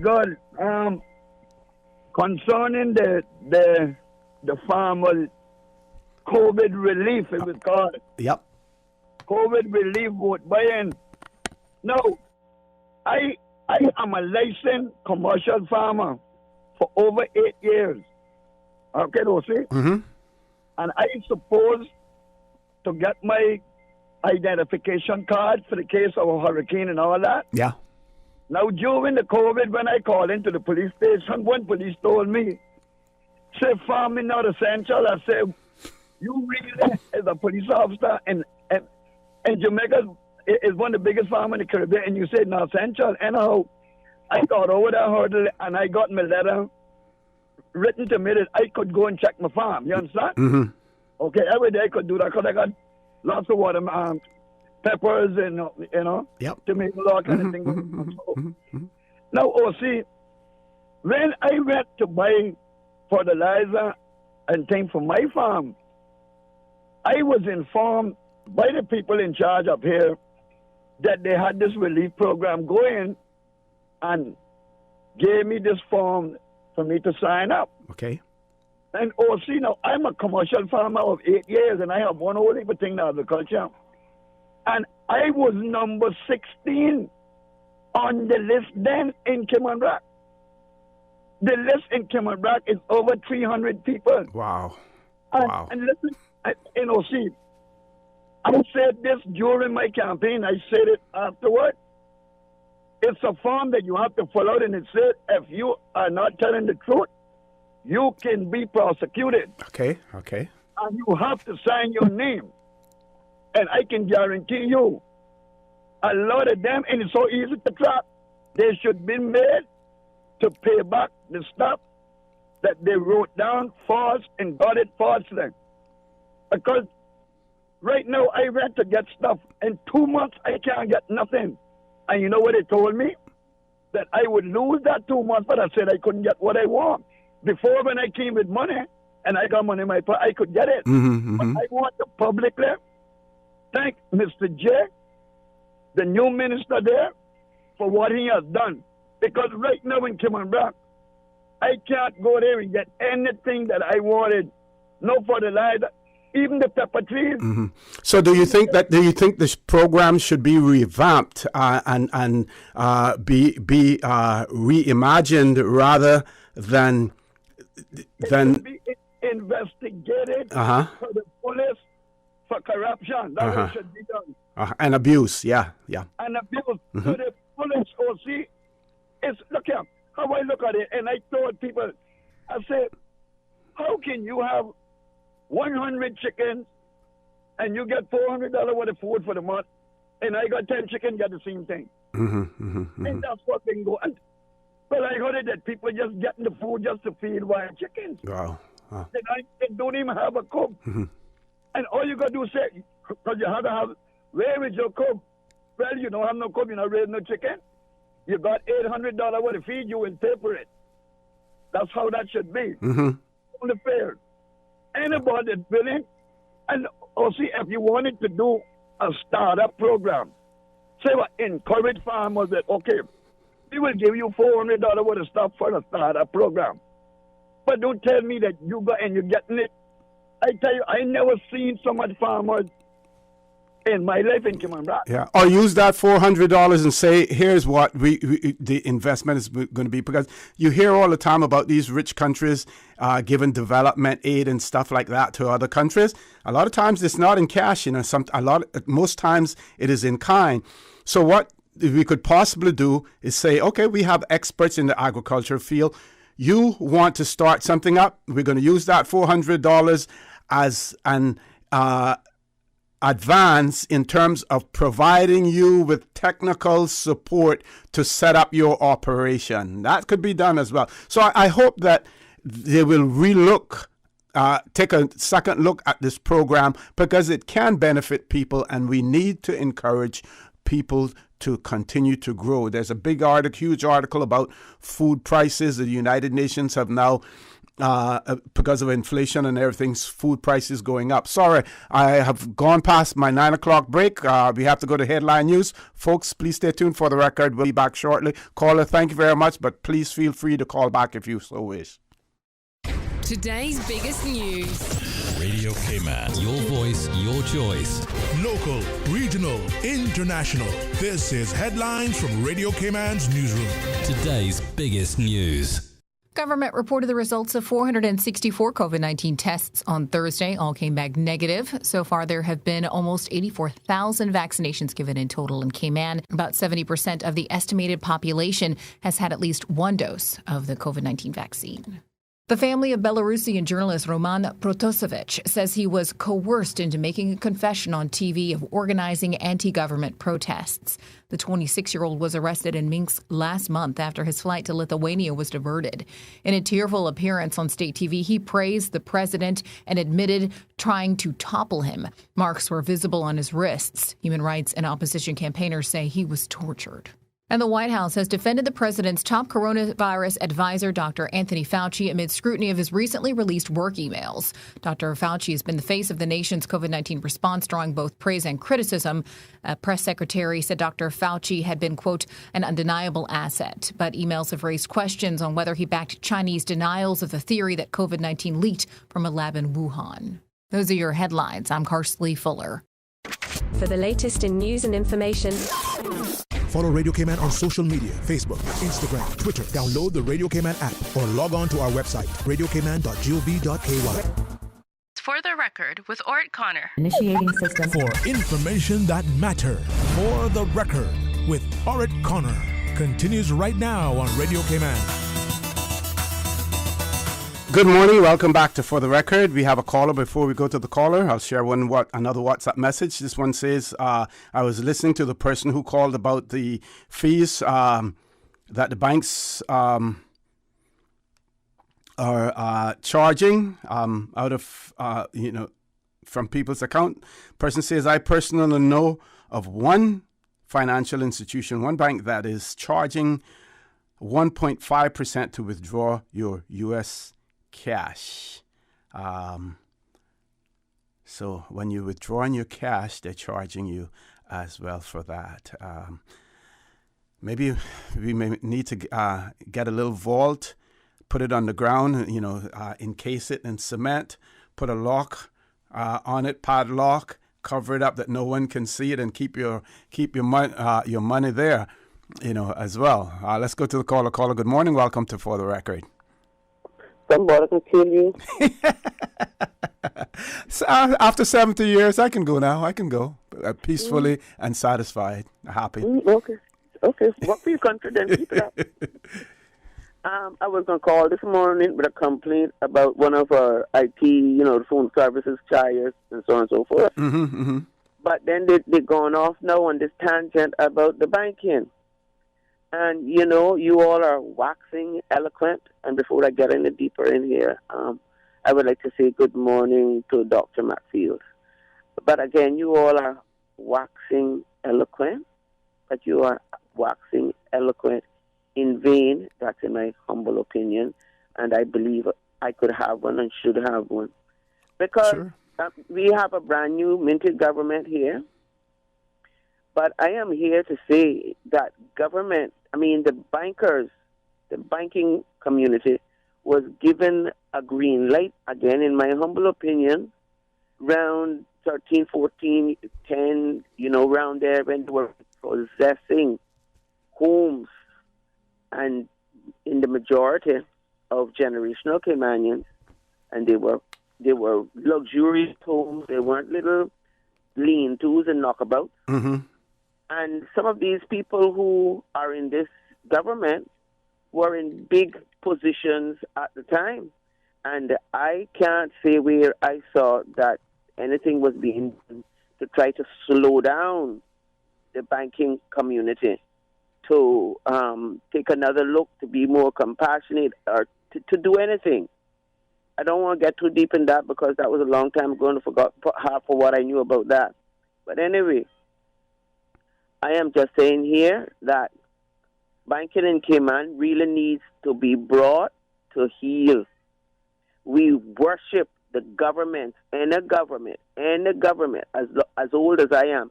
All of the governments have come and genuflected, kissed the ring, brushed the toe, done everything before the banking community. And they think that they have a carte blanche to do anything that they want.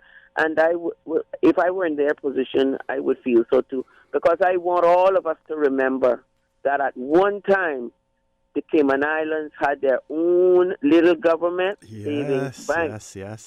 I would say to myself that some of the people who were heavily involved in launching the credit union were a part, to some extent, of that little government savings bank. When it got taken away, it got rolled into, it got merged with, I don't know what happened, but it just went. Nobody to answer to see what happened.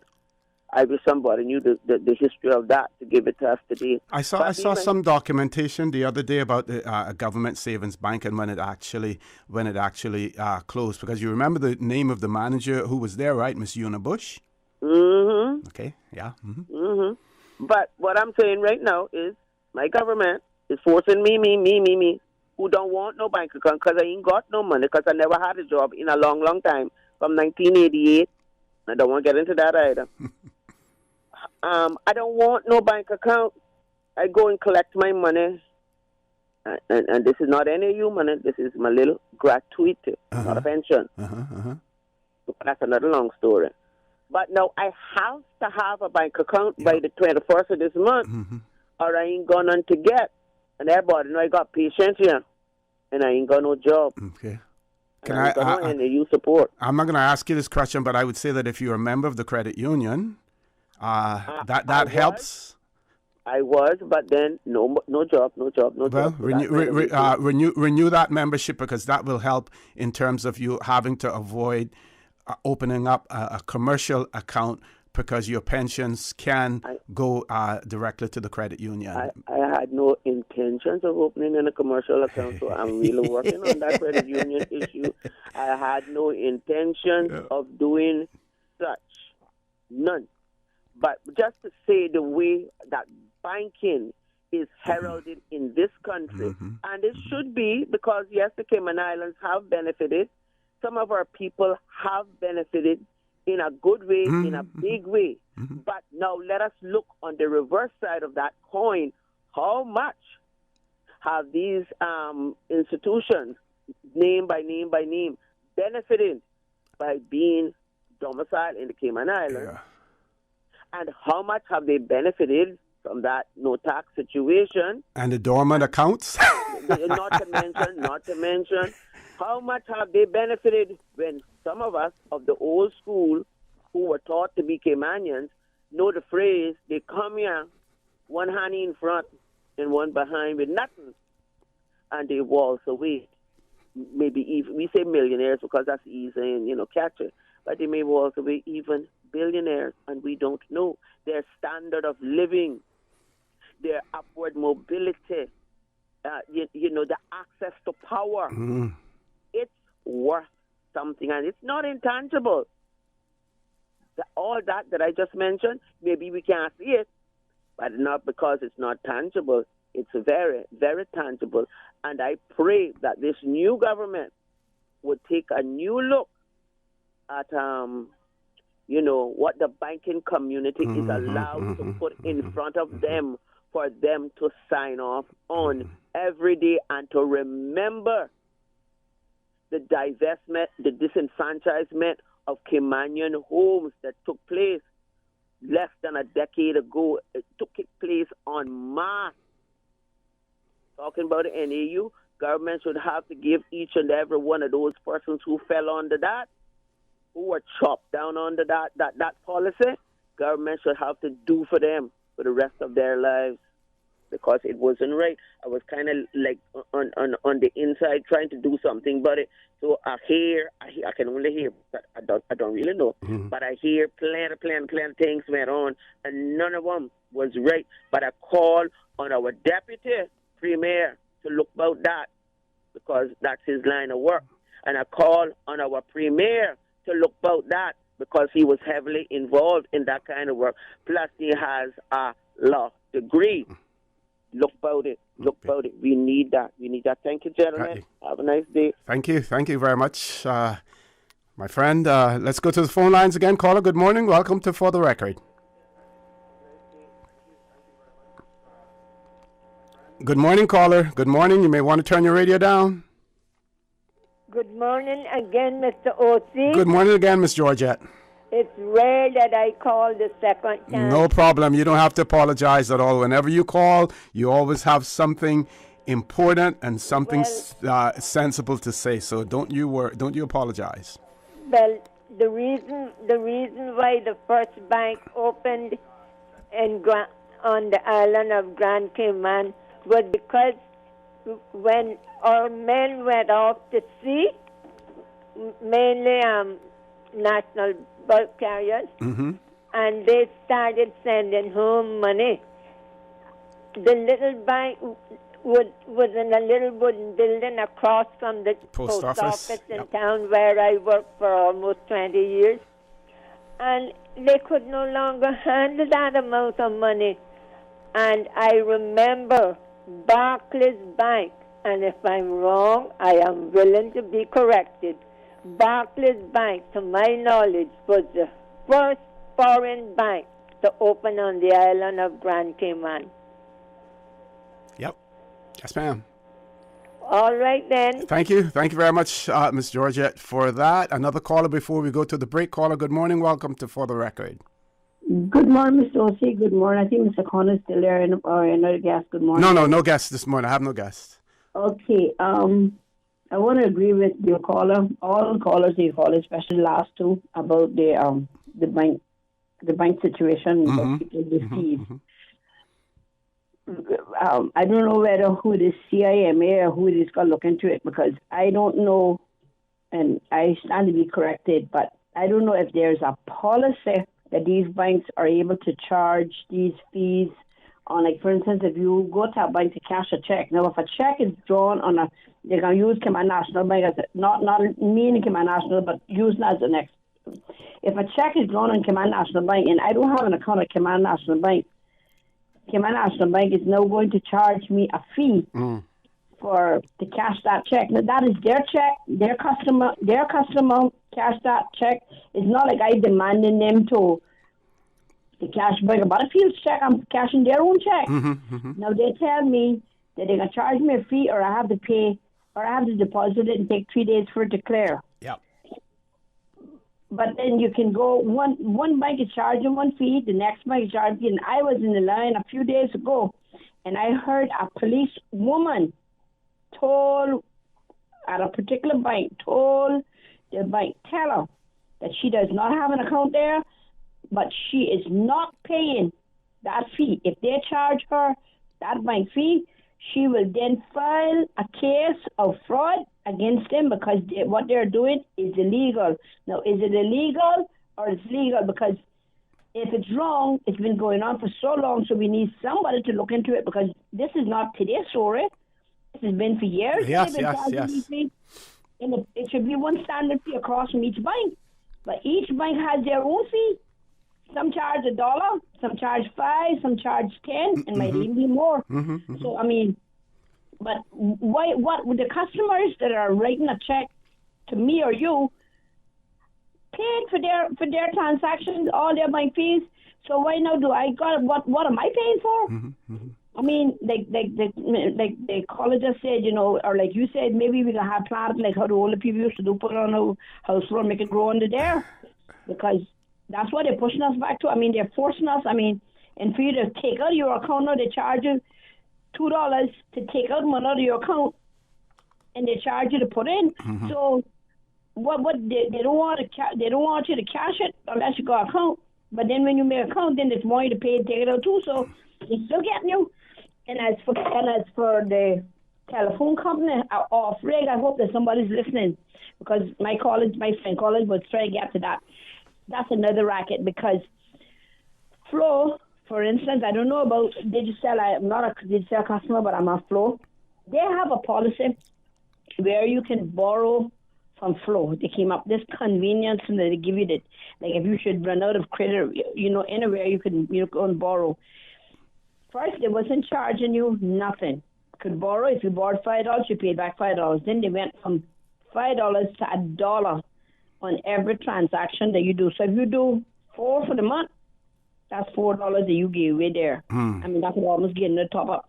Out of the blue, I got a notice I borrowed $20 on Tuesday, and I went to do a top up on my credit on Friday. They told me $21, which would be the dollar on the 21.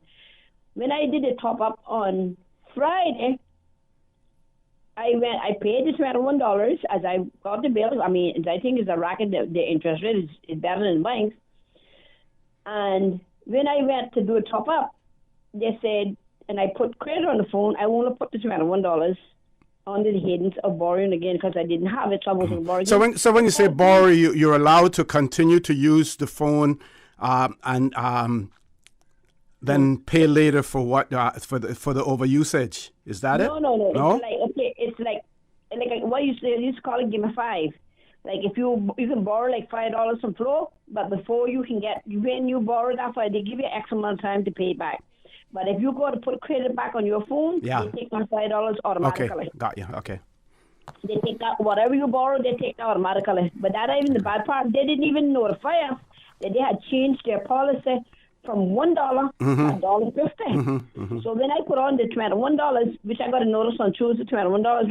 When I put the $21 on Friday and tried to activate another one, they told me no, I couldn't activate. I owed them 50 cents. Yeah. But they didn't notify me that I had borrowed $1. They were charging $1.50. Yeah. It wasn't until I called the telephone company. Of course, that's in Timbuktu. Where I was Call, I'm going to ask you to wrap up quickly because I've gone over them with time for commercial. And then they tell me that they changed their policy as of the 1st of June that they charge you 50 cents more on the policy. Depends on how much you borrow. But you hadn't been advised of that. Again, evidence that we need consumer protection here in the Cayman Islands. We need regulatory agencies. We do have some, but these are the things where consumers are being abused and nothing is being done about it. Folks, please stay tuned. For the record, we'll be back shortly.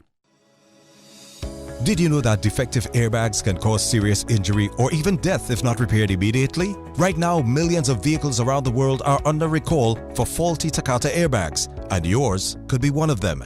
At Vant Motors, our priority is to make sure the Toyota or Ford you drive is safe.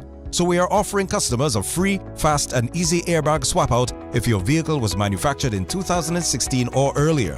Find out if you need to have new airbags installed by emailing your Ford or Toyota vehicle's VIN or vehicle identification number to service@vampmotors.com or stop by Vamp's Service Center or call us at 949-2245.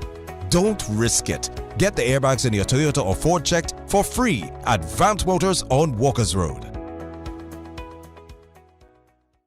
Hi, I'm remodeling our bathroom. I have a few questions. Sure.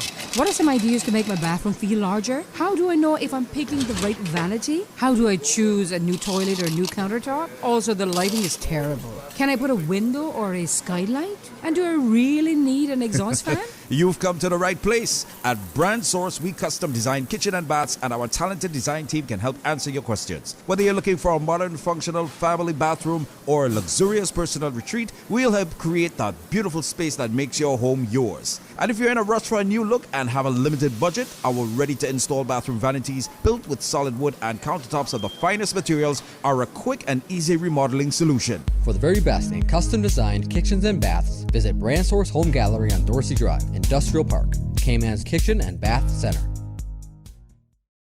Grand Cayman! It's Cash with Cayman Kids Got Talent Show at the Line Center Saturday, July 17, 2021. Calling all kids 11 to 17 years to showcase their God-given talent and win cash and prizes. Registration ends June 18 and forms are available at your schools and Cash with Cayman. Limited space, so register now. Cash with Cayman Kids Got Talent 2021. Call for more information at 321-7274 or 927-6352. How much do you love your dad? You can count the ways with Healthcare Pharmacy in Governor Square and Grand Harbor. On Sunday, June 20th, honor your dad with the best and funniest Hallmark and shoebox greeting cards, photo frames, coffee mugs, and even beer pint glasses. Complete the gift with brand name colognes and aftershave products. Healthcare Pharmacy, Governor Square, and Grand Harbor. We care about your health and your dad. For the record, with Ort Connor. Initiating system. For information that matters. For the record, with Ort Connor. Continues right now on Radio Cayman.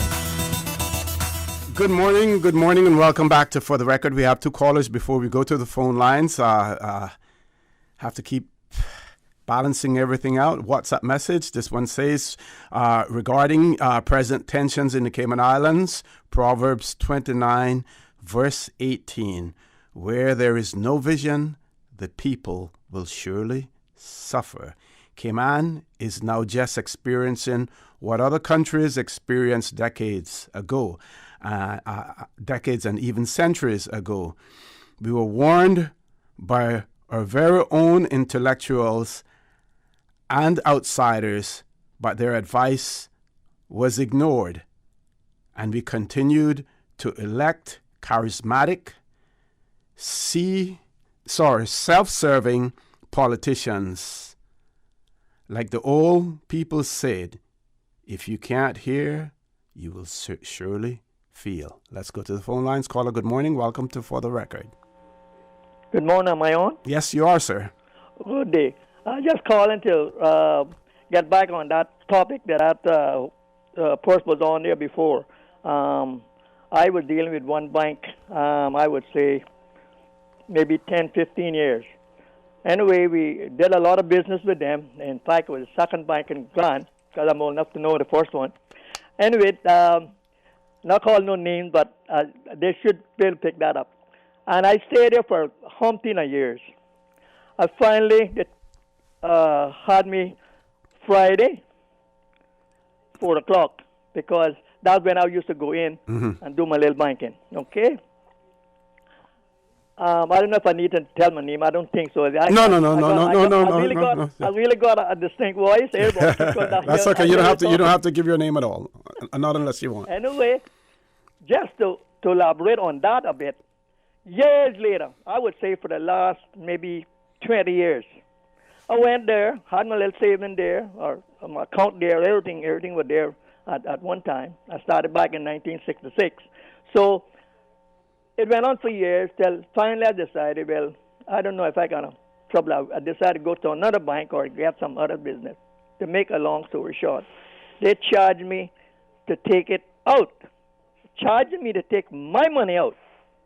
Imagine I'm banking with you for the last 30 years, maybe, because they was only the second bank on the island at the time. That's how long ago it was. I say, yes, you can do something about that. I tell you to close the account. They say, yeah, well, we can still charge you. I say, well, you might charge me, but I can tell you what, I'm not going to put no more in there so you can charge me again. That's sanctioned. Then I had another incident with another bank, which I was there for a few years, but they did me the same thing. This one said, now I was over. They did something over, and they charged me for that. When I went to check, it was not over, but they were charging me $7. OC, $7 for one copy, a sheet of paper. And I work for Hampstead, and you could buy a ream of paper for that, which is $100. I told her the same thing. And they tell us, well, there's not much I can do about it. This is the rules and the regs. I said, I understand, but I can tell you what, close the account. You understand that? Close it and finish. The manager came and say, call me by name and say I could do better. And I say, yes, you can do better. I tell the woman to close it, and I say, close it. And that's what I did. Yeah, they don't like that when you do that. No, and then it got worse than that, OC. I understand right now, we're doing a little thing there. Some of them don't even take another person's check, unless they came from CNB or BACC or whatever the name pronounced there, and they even charge you a fee on that because it's not from their bank. Can you imagine? Yeah, we heard a lot of that being spoken about this morning as well. Yeah. Cool. That's my little 2 cents for the day. Thank you. God bless you all and continue the good work. Thank you very much, caller. One wonders whether or not the small depositor, the little small fry, a person who has a small account with these financial institutions, whether or not they're paying the price for the misdeeds and maybe, I'll say this carefully, the unlawful deeds of some financial institutions. Because of all of this know your customer policies and procedures that they have to put in place, have to hire additional staff of it to combat terrorism, to combat money laundering. Folks, I don't believe that it was the mom and pop, it was the seaman who was having his allotment sent home to the Cayman Islands, or the family who is working overseas in another country and sending their remittances to the Cayman Islands, that they're the ones who were doing the money laundering. But yet, we see all of these fees being passed on to the small consumer, the small customer, many times using the excuse that, our costs have gone up. Their costs have gone up because, I would say, in my opinion, because of many of their misdeeds, and now the small man is being forced to have to pay for those as well. Lots of callers lined up. So I'm going to come off the mic, but I'm going to say to everyone, bear in mind, someone is waiting behind you. First caller, good morning. Welcome to For the Record. Good morning, caller. Welcome to For the Record. Good morning, OC. Morning, sir. How are you? I'm well. I understood someone was in the queue in front of me. So anyway, you made a suggestion earlier about pouring a little concrete pad and bolting down a safe. I think I just heard an ad from one of the banks offering a deal on small safes. Okay, so that's where we are at. The banks no longer want the small depositors' business. Yep. It is, to them, it's not profitable. It's labor intensive, and they make no bones about it. But of course, it would be very bad publicity if they came out and said so. So what they do, they implement all kind of charges, and thereby hoping to reduce the amount of traffic that they have. Now, it is really worrisome, and the part about it is that the whole society is going in that direction.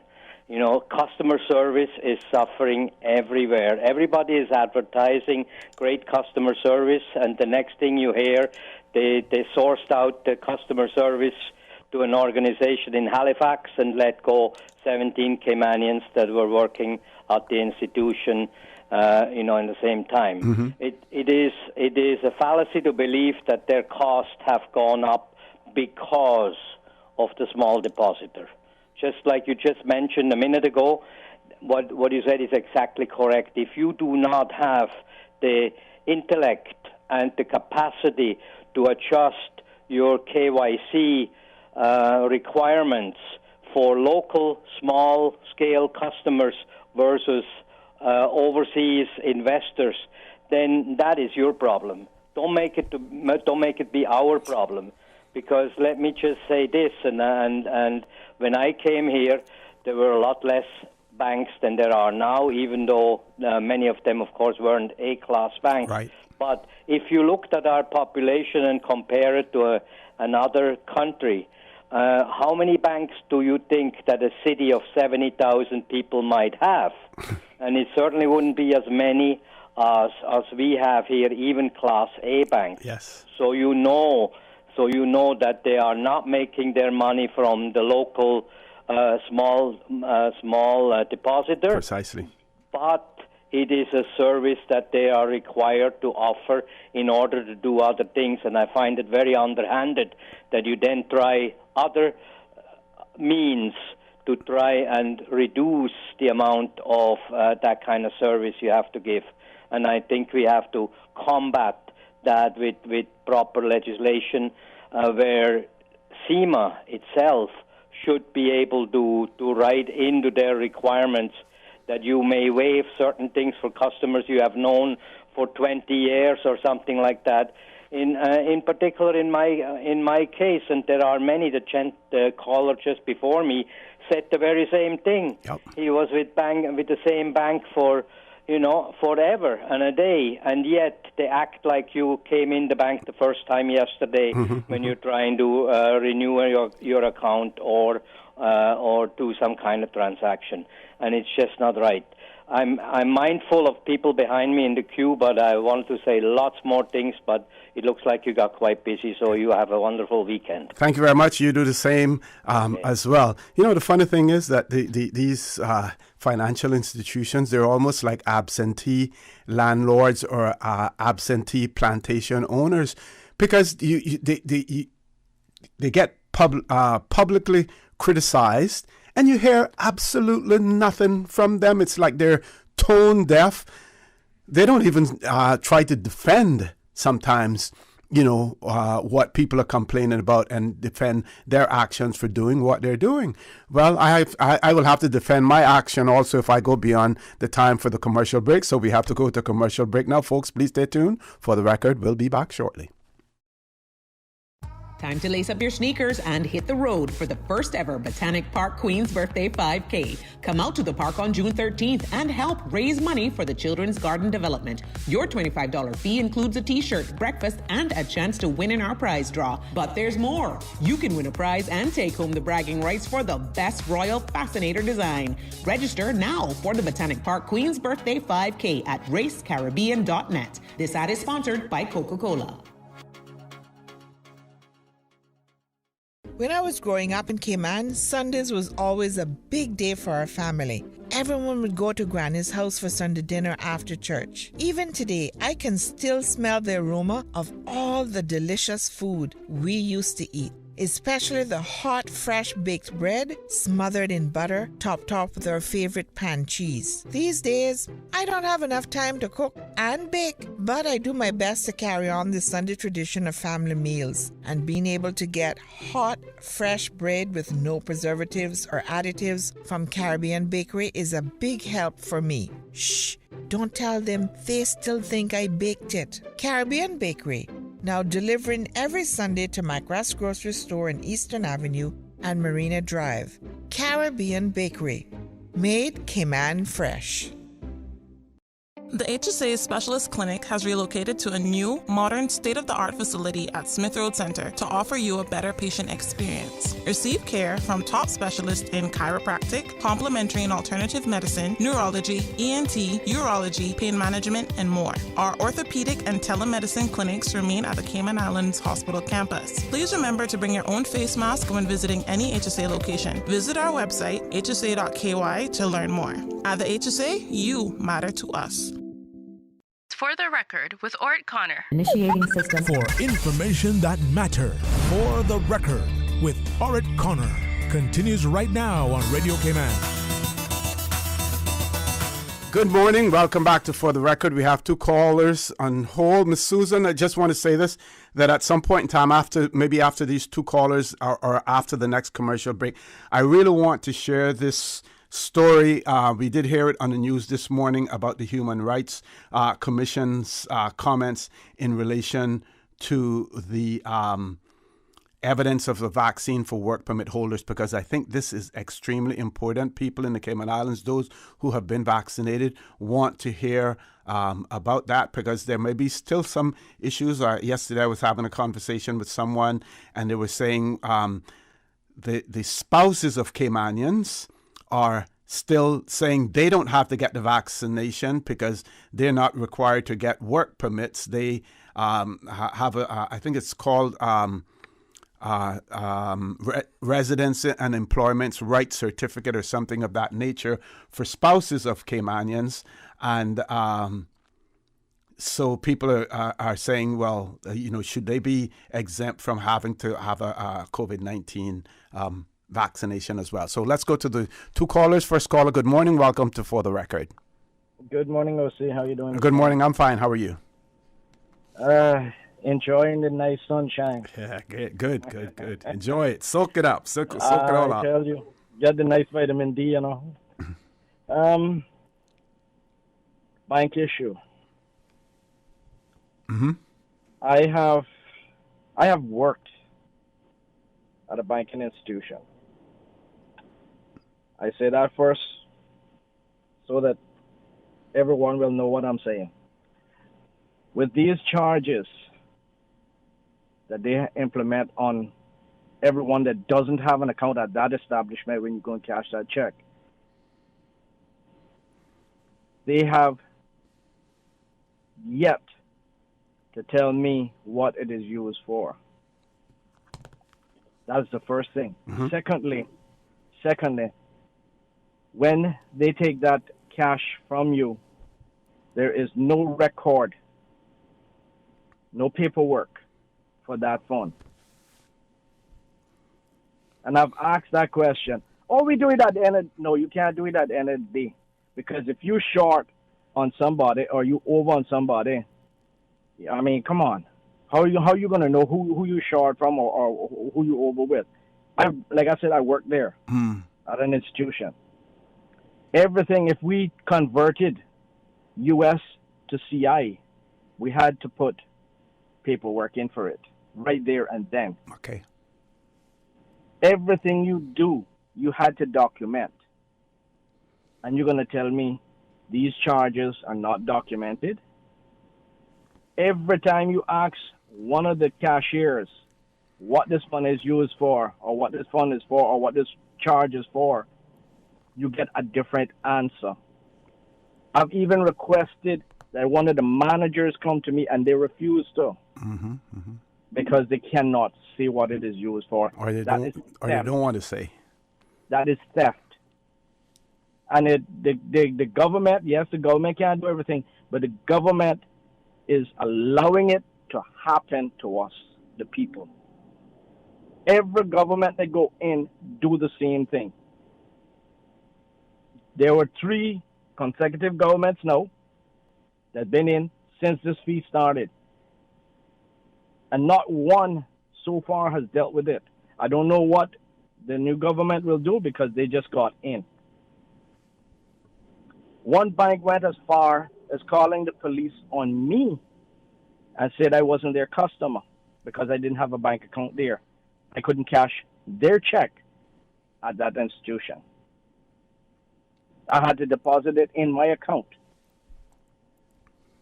at my bank for it to be cleared, or I could not cash it there because I was not their customer. Got you. Call the police, Got you. And yet, some of these banks charge anyway. Well, the one bank used to charge $1, now they're charging $5. But anyway, from $5 to $15. Okay. Come on. Yeah. And we've heard many of our callers express that same view and give us that same information. Yeah. You work for me for an hour. What is wrong with me giving you a check for that hour? Okay. But then, if that is $15 or $10, I go to the bank to cash that. I get nothing. Caller, I'm going to ask you to leave us there. Thank you very much for that. We try to be as balanced as, one more caller. We're going to take that caller. Try to be as balanced as possible also. This person has written in and said, processing checks is very labor intensive, whereas online electronic transfers by definition involve little or no resources. The primary reason banks are charging to cash checks is to steer consumers to the more profitable online transfers. In the view of the banks, it is a win-win situation for them and the consumer when more people use online transfers, because the online transfer is cheaper for the consumer and more profitable for the banks. Very interesting viewpoint. This person obviously knows something about banking, and we want to thank them for that contribution as well. Let's take our last caller for the morning. Caller, good morning. Welcome to For the Record. Hello. Good morning. Hello. Go right ahead. Hello. Hello. Yes, sir. This is Charles, and I'm taking a spot. I will yield my time for the two last conversations you had, the one on the phone and the one that wrote in. I will yield my time back.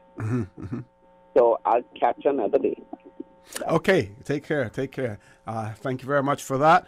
One of our listeners wrote in, and this had to do with the agricultural subsidy. Says, good morning. If there is such concern about misuse, then why did Minister Jay say on the 21st that it was being continued? And then 1 week later says it was being stopped for the new farmers who were receiving a credit of $400 to get seeds, fertilizers, etc. What changed in 1 week? I know a lady who had an acre of land who took advantage of the program and started growing food stuff.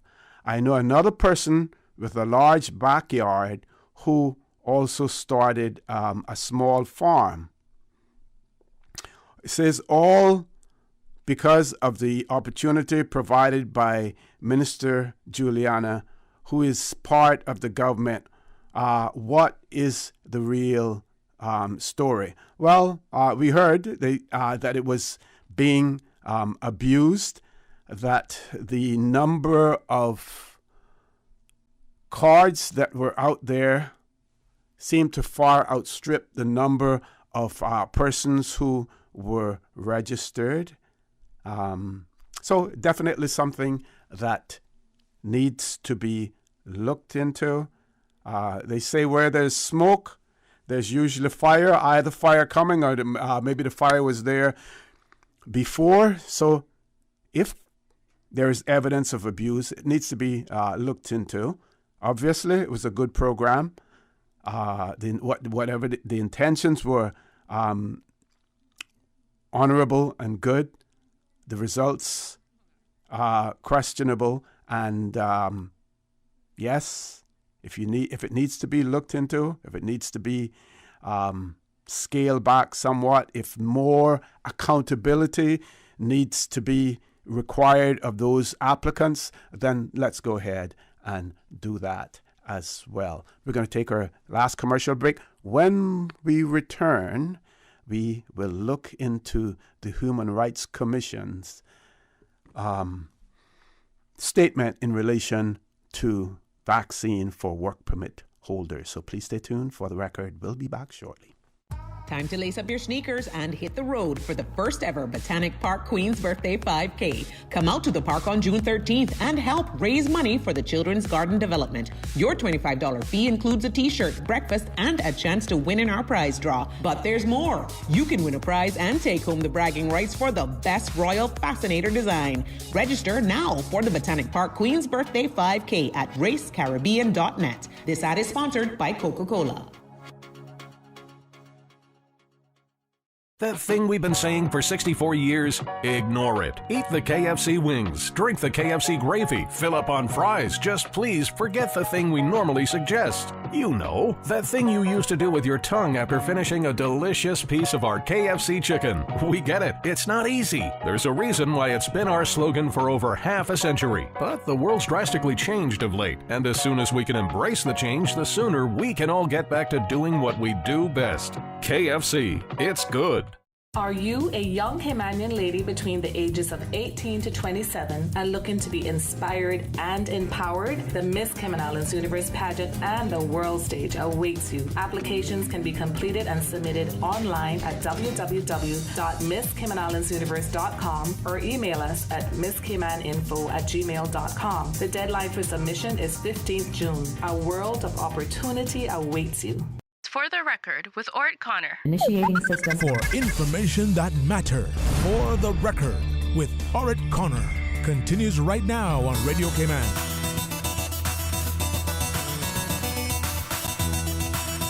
Good morning and welcome back to For the Record. So I'm going to share with you now the Human Rights Commission statement on proposed COVID-19 vaccination policy for work permit holders. After I have concluded reading this, if there is enough time, I would welcome any comments from our listening and viewing audience in regard to this specific topic, if at all possible. So it reads, the Human Rights Commission continues to follow the ongoing COVID-19 global pandemic and its implications for Cayman Islands residents.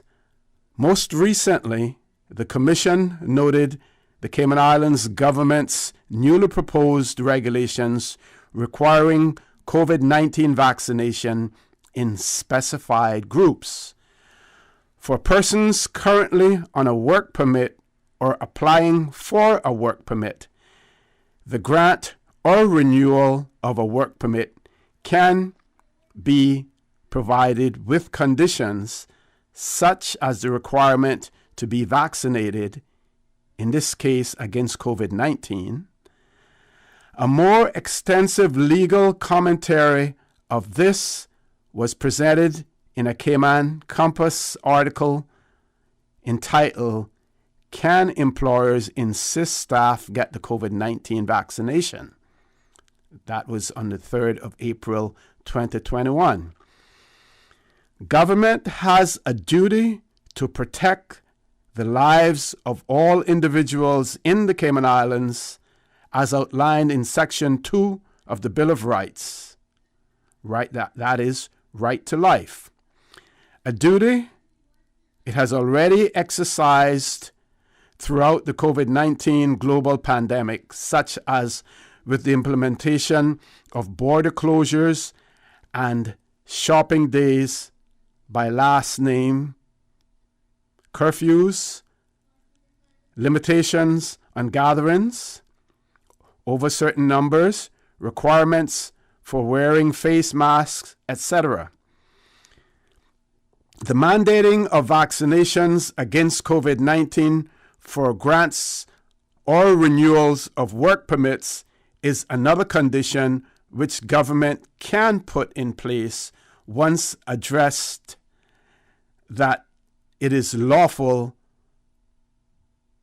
rational, proportionate, proportionate, and procedurally fair. That is, in line with Section 19 of the Bill of Rights on Lawful Administrative Action. However, the government policy will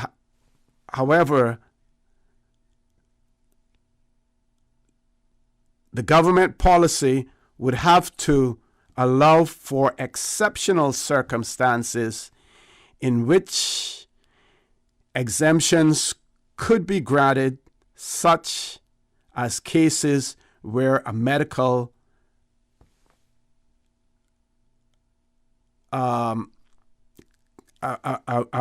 medical condition exists. I think this says contradiction here, but it probably means a medical condition exists.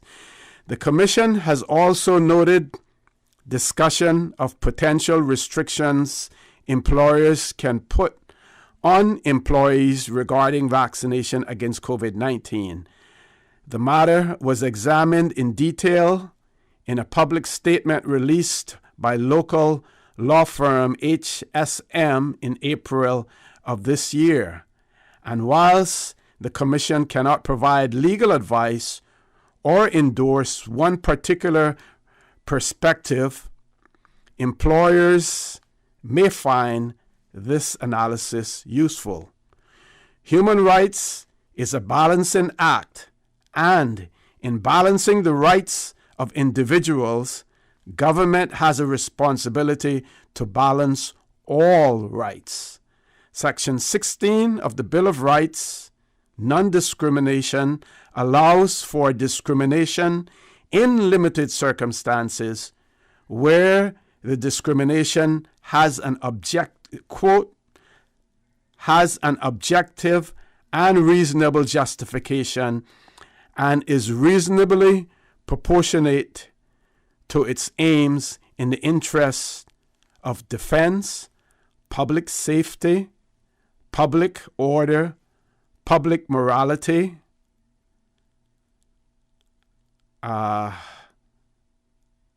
Sorry, I just lost it there, so I have to find that again. Public morality and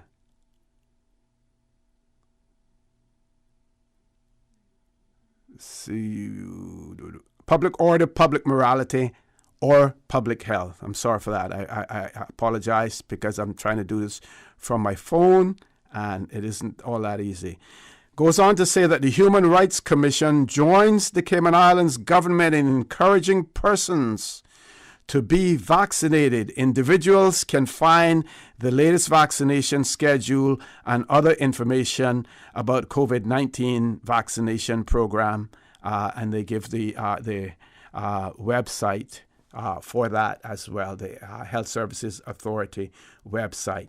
So, while some persons may be skeptical about the role of the Human Rights Commission and feel that in some instances that they may run, their views and their opinions may run counter to governments, and it is their responsibility, part of their responsibility to hold the government of the Cayman Islands accountable. Here is a situation where they certainly endorse the proposed actions of the government and give some guidance in terms of how that should take place as well. Now, the question, because as is customary in the Cayman Islands, those amongst us who are not necessarily of us are always looking for a way to game the system, to get around it. So what are we hearing now?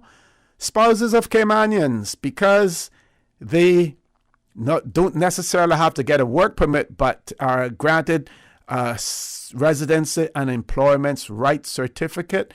Maybe one of the things the government may want to look into, expanding that not only to work permit holders, grants and renewals, but also to those persons who may fall outside of the remit of the legislation that they intend to put in place, spouses of Caymanians, because they are susceptible.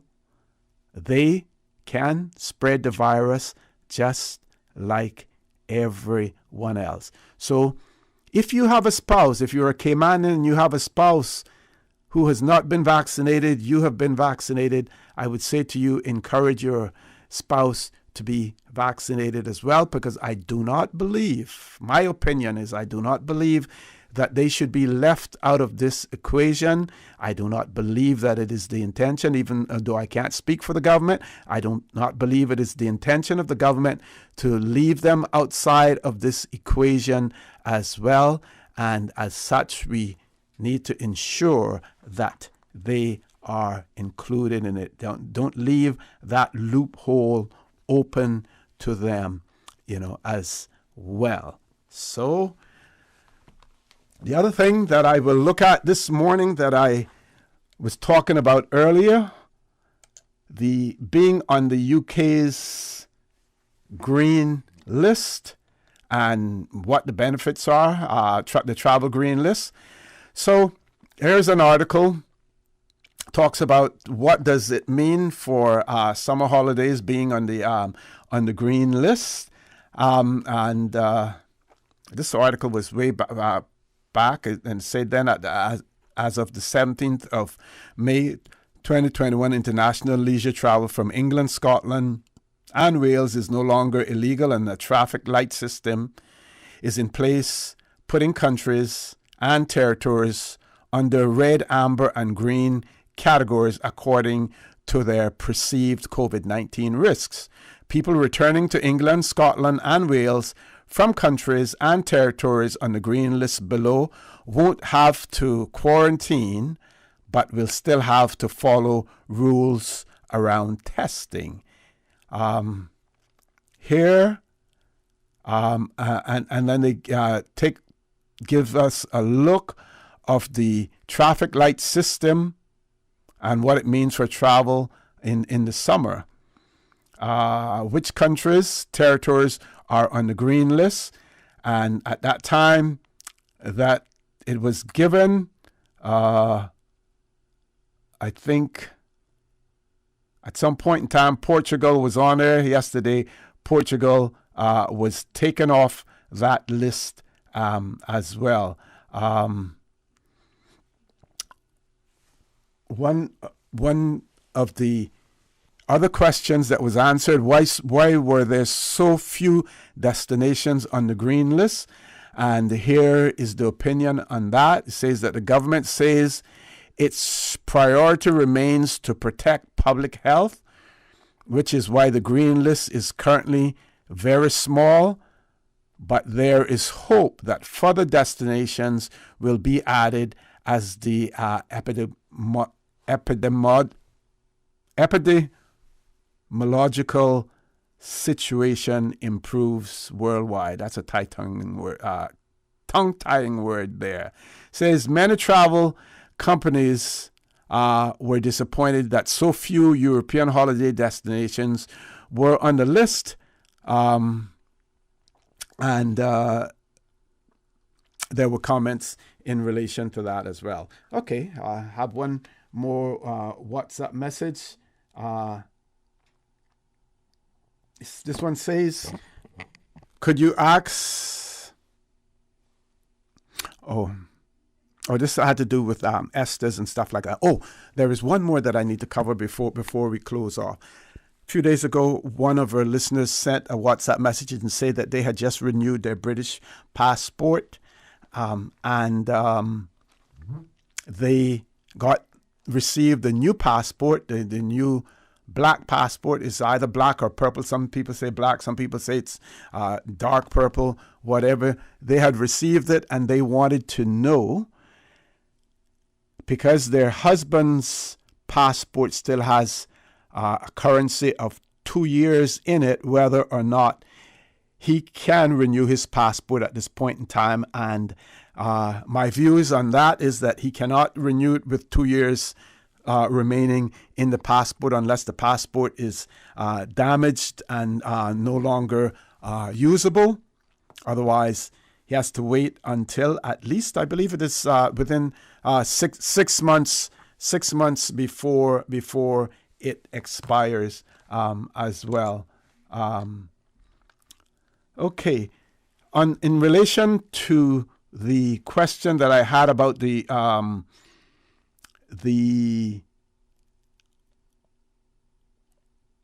OPP facility that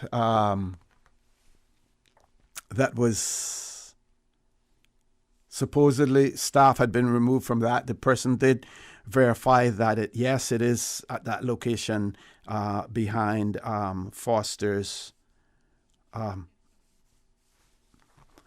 Not seeing it at all. Okay, here it is. Yes. Okay, yeah, got it. I'm trying. Bear with me, Miss Susan. I'm trying to find the email. Here we go. Okay. Here we go. We may go over. This person has said, and this is in relation to the OPAAC Center. The Premier has confirmed that the OPAAC Center for Older Persons has not been shut down and staff has not been cut. A listing of the upcoming events is to be released soon. So OPAAC for located, I think it's on McClendon Drive near the Fosters. Premier has confirmed that it has not been shut down and staff has not been cut.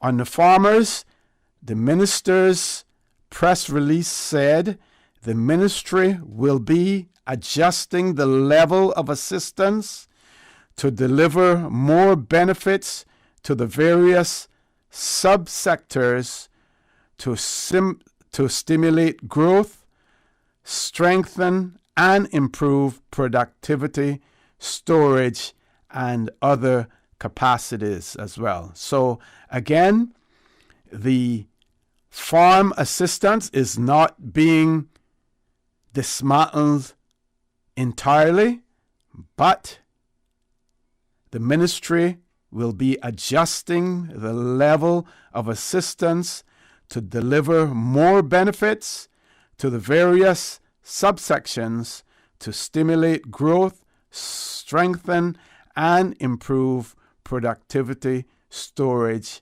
and other capacities. Of course, that is all generalization at this point in time, and we expect that we will get more specifics from the minister and the ministry in due course as well. And I want to thank the government for providing that information and that clarity. Folks, I want to thank you for allowing Radio Cayman and by extension For the Record into your homes, into your vehicles, as you traverse the busy roads of the Cayman Islands, into your places of work, wherever that may be. I also want to remind you that we are our brothers and our sisters' keepers. There is always someone out there who is less fortunate than we are, and I ask you to extend a helping hand to them. If you can't do that, then I suggest you donate to a worthy charity, because we always want to consider those who need, not necessarily those who want, or even those who crave. So I say to you, have a great day. Continue to support your radio station, Radio Cayman. Join Sterling Dwayne Ebanks at 12:15 for Talk Today, and as usual, we ask the good Lord to bless these three beautiful, wonderful Cayman Islands. For the Record is brought to you by Vamped Motors, the only authorized Ford and Toyota dealership serving the Cayman Islands. Coca-Cola, available across the Cayman Islands from Tortuga distributors. Accept no substitutes. Taste the feeling with Coca-Cola. Brand Source Home Gallery, inspiring luxury. Caribbean Bakery, made Cayman fresh. Green Turtle. Take a ride on the Green Turtle Express today. Download the Green Turtle app, the future of mobile, saving lives today. The Ministry of Commerce, Planning and Infrastructure, and by West Bay Pharmacy, taking care of your health. Today's biggest news. Radio Cayman. Your voice, your choice. Local, regional, international. This